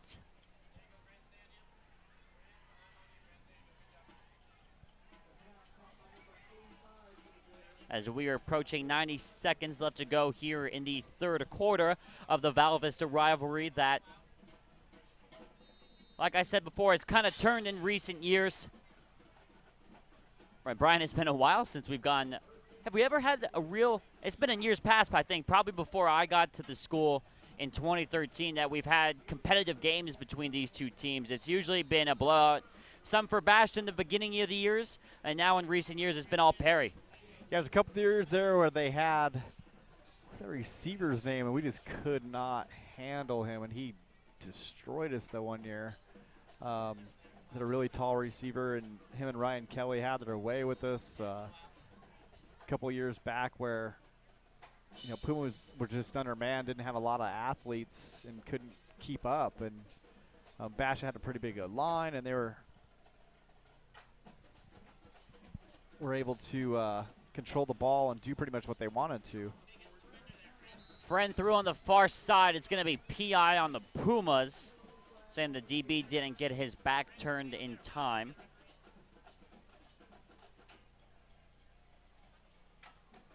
So, in other sporting events, little spoiler alert for anybody listening at home.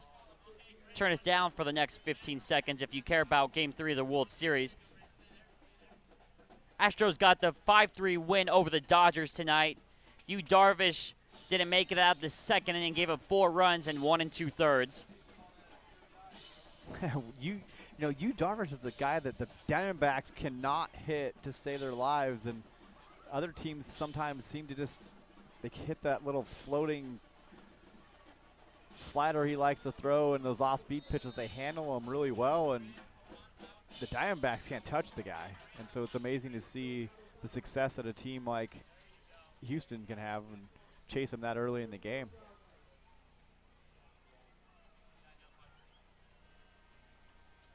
And there's the horn for the third quarter.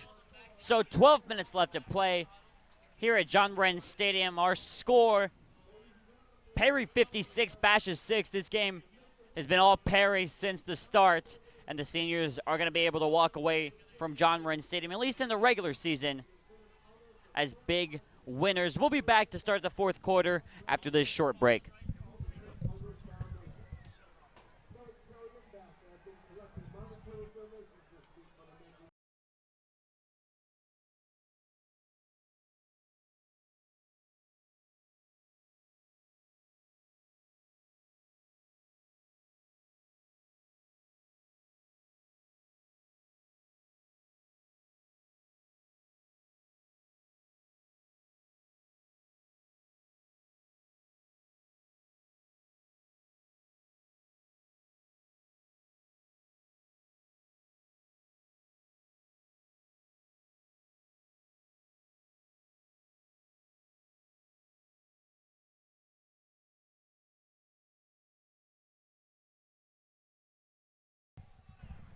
Getting started here in the fourth quarter. 2nd and 5 for the Bears. Gets them the first down.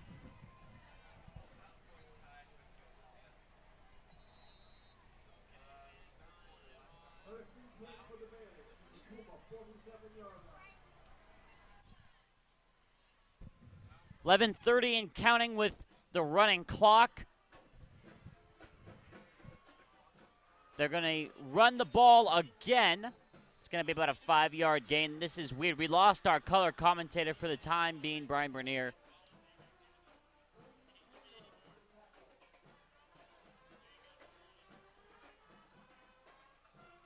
He's currently talking with the badminton coach, probably congratulating her on how we said earlier, a dominant season. Friend gets the snap. He's going to look to throw. He's got to watch out from behind him. He's got a Puma in pursuit, and he just throws this bad boy away.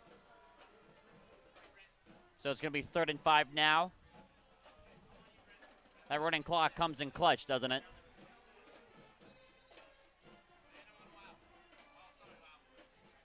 Oh, we have a flag on the far side. Are we maybe a sideline warning? Maybe a grounding? Let's take a look. Attention. They are. They're going to call it grounding. There wasn't anybody in the area. Pass definitely got past the line of scrimmage, but nobody in the area. So they're going to rule it grounding. They're going to move them back. And it will still be 3rd down after the foul. It's going to be about 3rd and 15. 3rd and 18 they're going to give him.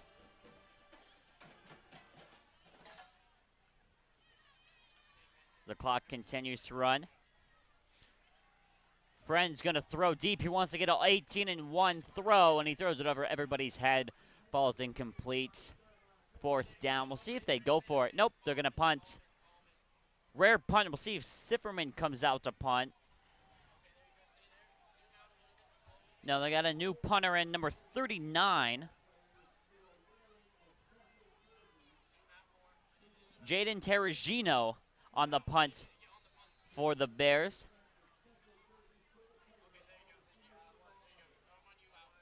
He stands on the 30. Low snap. Had to pick it up on a bounce. Straight up punt, not like Sifferman. And the punt is caught. Not without a little dramatics. He makes the catch and falls down.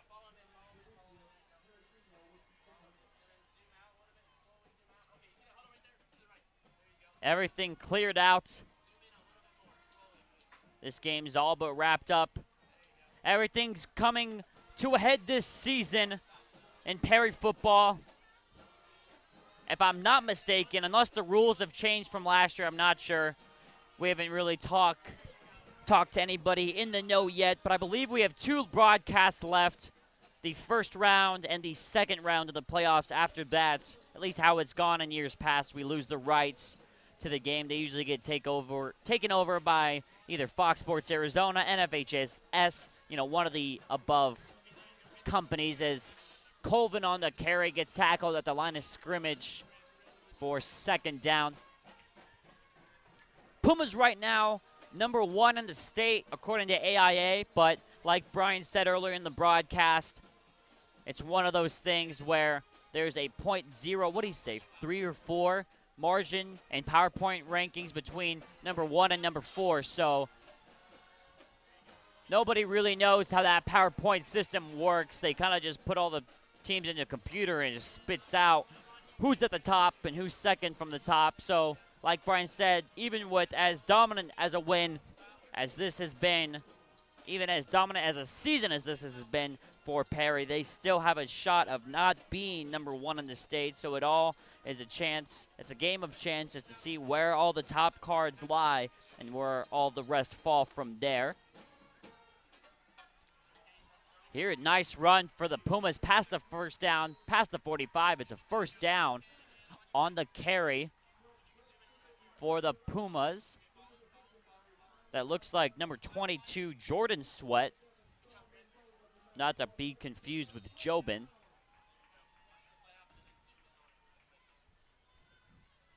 Ball at the 45 for the Pumas. And we have a little run play for 5 yards. That is a Purdy on the field for the Pumas, but not Brock Purdy. Brock's younger brother, Chubba Purdy, who runs for 5 yards. The third quarterback in the game. With 7:30 left to play here in the game.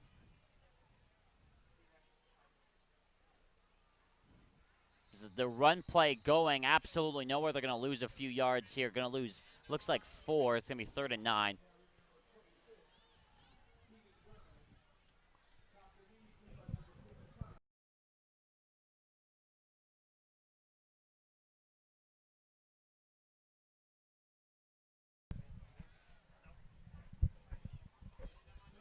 Third and 9 for Chubba Purdy.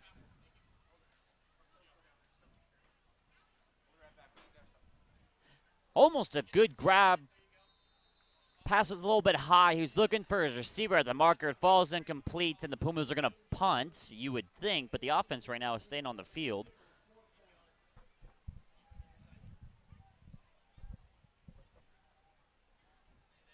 So as I was saying, we probably have 2 broadcasts left. Next Friday on the 3rd, my birthday. So a little birthday present to me. And on the 10th, the week after. Been some great games. And on 4th and 9, the Pumas are going to go for it. Pass falls incomplete, no flags. And Basha will take over on the 46-yard line. So the first round and the quarterfinal round will be brought to you by PS4. And we will, assuming, that's a tough assumption to make in the playoffs in high school, assuming the Pumas last that long, we'll broadcast the following. We try to broadcast the following games at least. With 6:15, 6 minutes more like counting.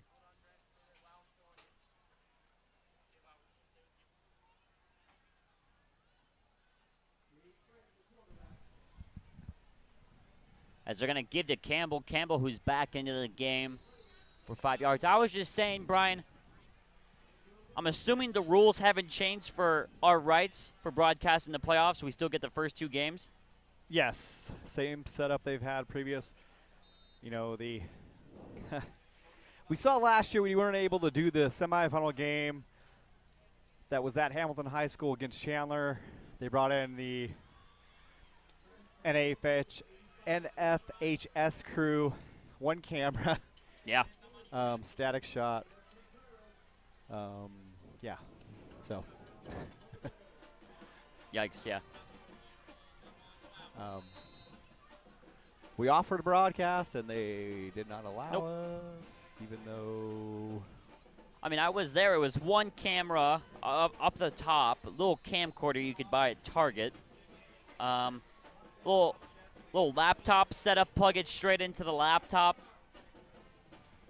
We had, I think, the same 2 commercials run over and over and over again for the entirety of the game. Yeah. But, you know, they charged $10 a piece to. Yeah. Yeah, and they watch the charge money game. for that, too. Yeah. I almost forgot about that. Yeah, we're doing a 3-camera shoot. We would have brought all our own equipment, all our cabling, student-run crew to run the deal, and AIA said, no thank you. Questionable. Okay. Yeah, that's interesting. So speaking of the AIA, I was just talking to our state champion badminton coach, Lorena Johnson, and girls going to be on AIA radio tomorrow morning. Little in-studio interview. Nice. Talk about the first state championship again in Perry history. A couple other teams still in the mix here at Perry. Perry volleyball, very successful this year. Going to be one of the top five seeds going into playoffs. Girls volleyball in the state of Arizona just murders row. Good teams all over the place, and Perry, one of those, got a couple Division I seniors on that team and very capable of winning the whole thing. Have won some big tournaments this year. Campbell on the carry and 1st and goal near the end zone. Stopped at the 2-yard line. Basha looking to get a last-minute touchdown here.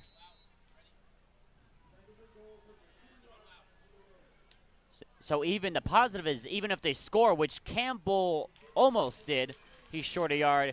Even if they scored and went for 2, they'd still be trailing by 42. So the mercy rule, the running clock still would be in effect.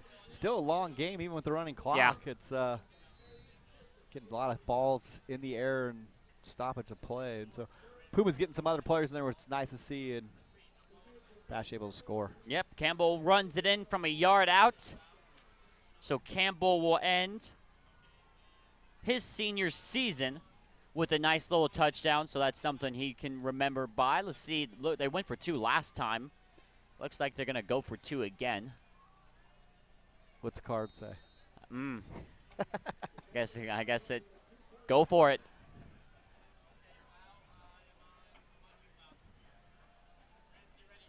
Let's see what they draw up here of this 2-point conversion. They're going to throw a little fade to the far side. Looks like he had it, and he did. Nice little pitch and catch there from Friend to his receiver. 56-14. Yeah, nice adjustment by the big senior, listed as wide receiver, 6'5", 190, Jeremiah Cunningham for the Bears. I'll tell you, look, on this shot, he looks every bit of 6'5". Yeah, he's a big boy. He looks more like a tight end, but listed as wide receiver. Nice adjustment, falling away, keeps the foot in bounds for the touchdown. So Puma's looking to come out, run this clock out, get a walk away here. Most likely the big win on senior night from Perry High School, 56-14. Depending on the way the PowerPoint system working out, might be walking away as the #1 seed in football. That'd be the first time that's ever happened in school history. Yeah, my prediction is they're going to be a 4. Really? You think they're going to drop all the way down? I think so. It's so razor thin with those numbers, and getting victory against a team that has only got 2 wins on the season, I don't think it's going to do a whole lot for you. I don't know what that formula is built on, but it just seems that like it's going to be, we're going to get jumped. I don't know. It's just a gut feeling I have with how tight those PowerPoint numbers were, and with the other teams that are real close playing a tougher game tonight. I think that might end up hurting us, but we'll see. Just the goal is you can be in the top 4. It's a neutral site game in that semifinal, and goal is to be in the top 4 and stay away from Chandler. Yeah, absolutely. So I'm sure they'd be happy with no matter where that seed was within that top 4. Be completely happy with that, and no Chandler. That's best case scenario. Be a good selection Saturday. Here's a run from Sammy Colvin, the senior, on one of his last carries of the season, past the 40, almost to the 35. Colvin showing a little burst there. Nice job by the senior getting that edge and picking up some nice yardage on the play. Sophomore Chubba Purdy in at quarterback.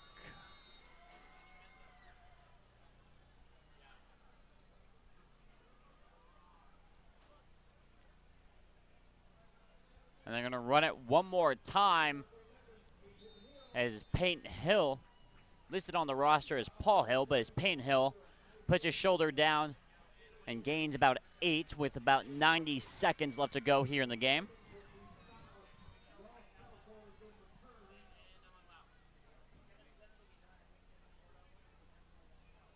So going to give it to Hill again to the 20. Cuts back the other side, and he's dropped at the 23.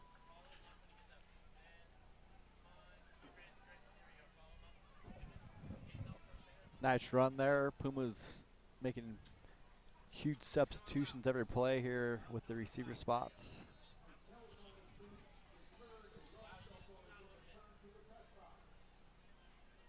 We have a whistle. And Basha, just because they wanted to, I guess maybe too many, I don't know. They call timeout with 1:13 left to go in a 42-point game. Try to get the right substitutions in or something, who knows here, so.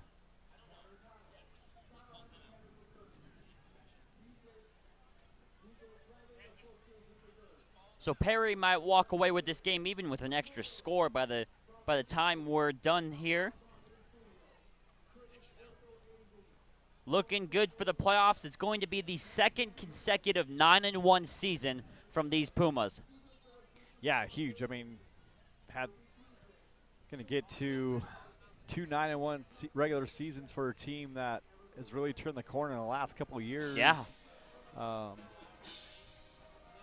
Big numbers in this program. Have a JV, a juniors team, a freshman A and a freshman B team that are fully stacked with players. Colvin bounces off one tackle. We're going to have a flag. It's going to be a gain of 9 pending the penalty in the area of holding.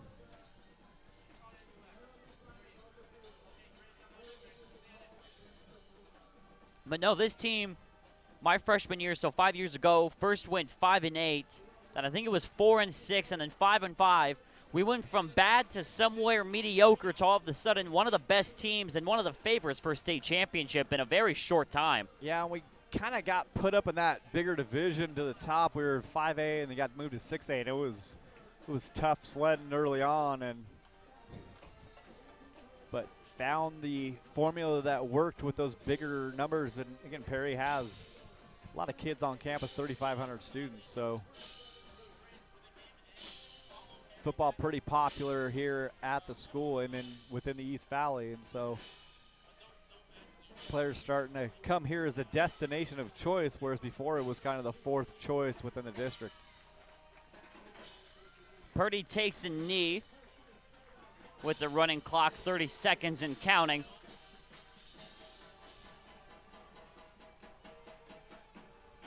They don't need to snap it again. No, here. I think we should be good. Yep, they're walking off the field. The Val Vista rivalry turns into a blowout yet again here at John Wren Stadium. The Pumas take this one by 42 points, 56-14. An all-around game. The Pumas did a good job of not coming out flat. They were favored by a lot of points, and they took care of business here tonight, Brian. Yeah, it's one of those things you got to worry about, but first couple series a little bit goofy, and then they put it in high gear, put a lot of pressure on this Basha team. Again, Basha rebuilding, see if they can turn the corner here within the next couple of years, and all new staff. Change the mindset down there and see if they can come step up back to the level the Chandler schools kind of expect out of their football programs. As both teams shake hands at midfield, we are signing off here tonight from John Wren Stadium. Again, our final score 56-14. Another Perry blowout for the second straight season in a row. The Pumas are going into the playoffs at 9-1. And for Brian Bernier, I'm Jordan Palacio. For everyone part of the PS4 staff tonight, we are signing off. 56-14, our final. Perry get the big win, and we will see you next week for the first round of the state playoffs. Good night, everybody.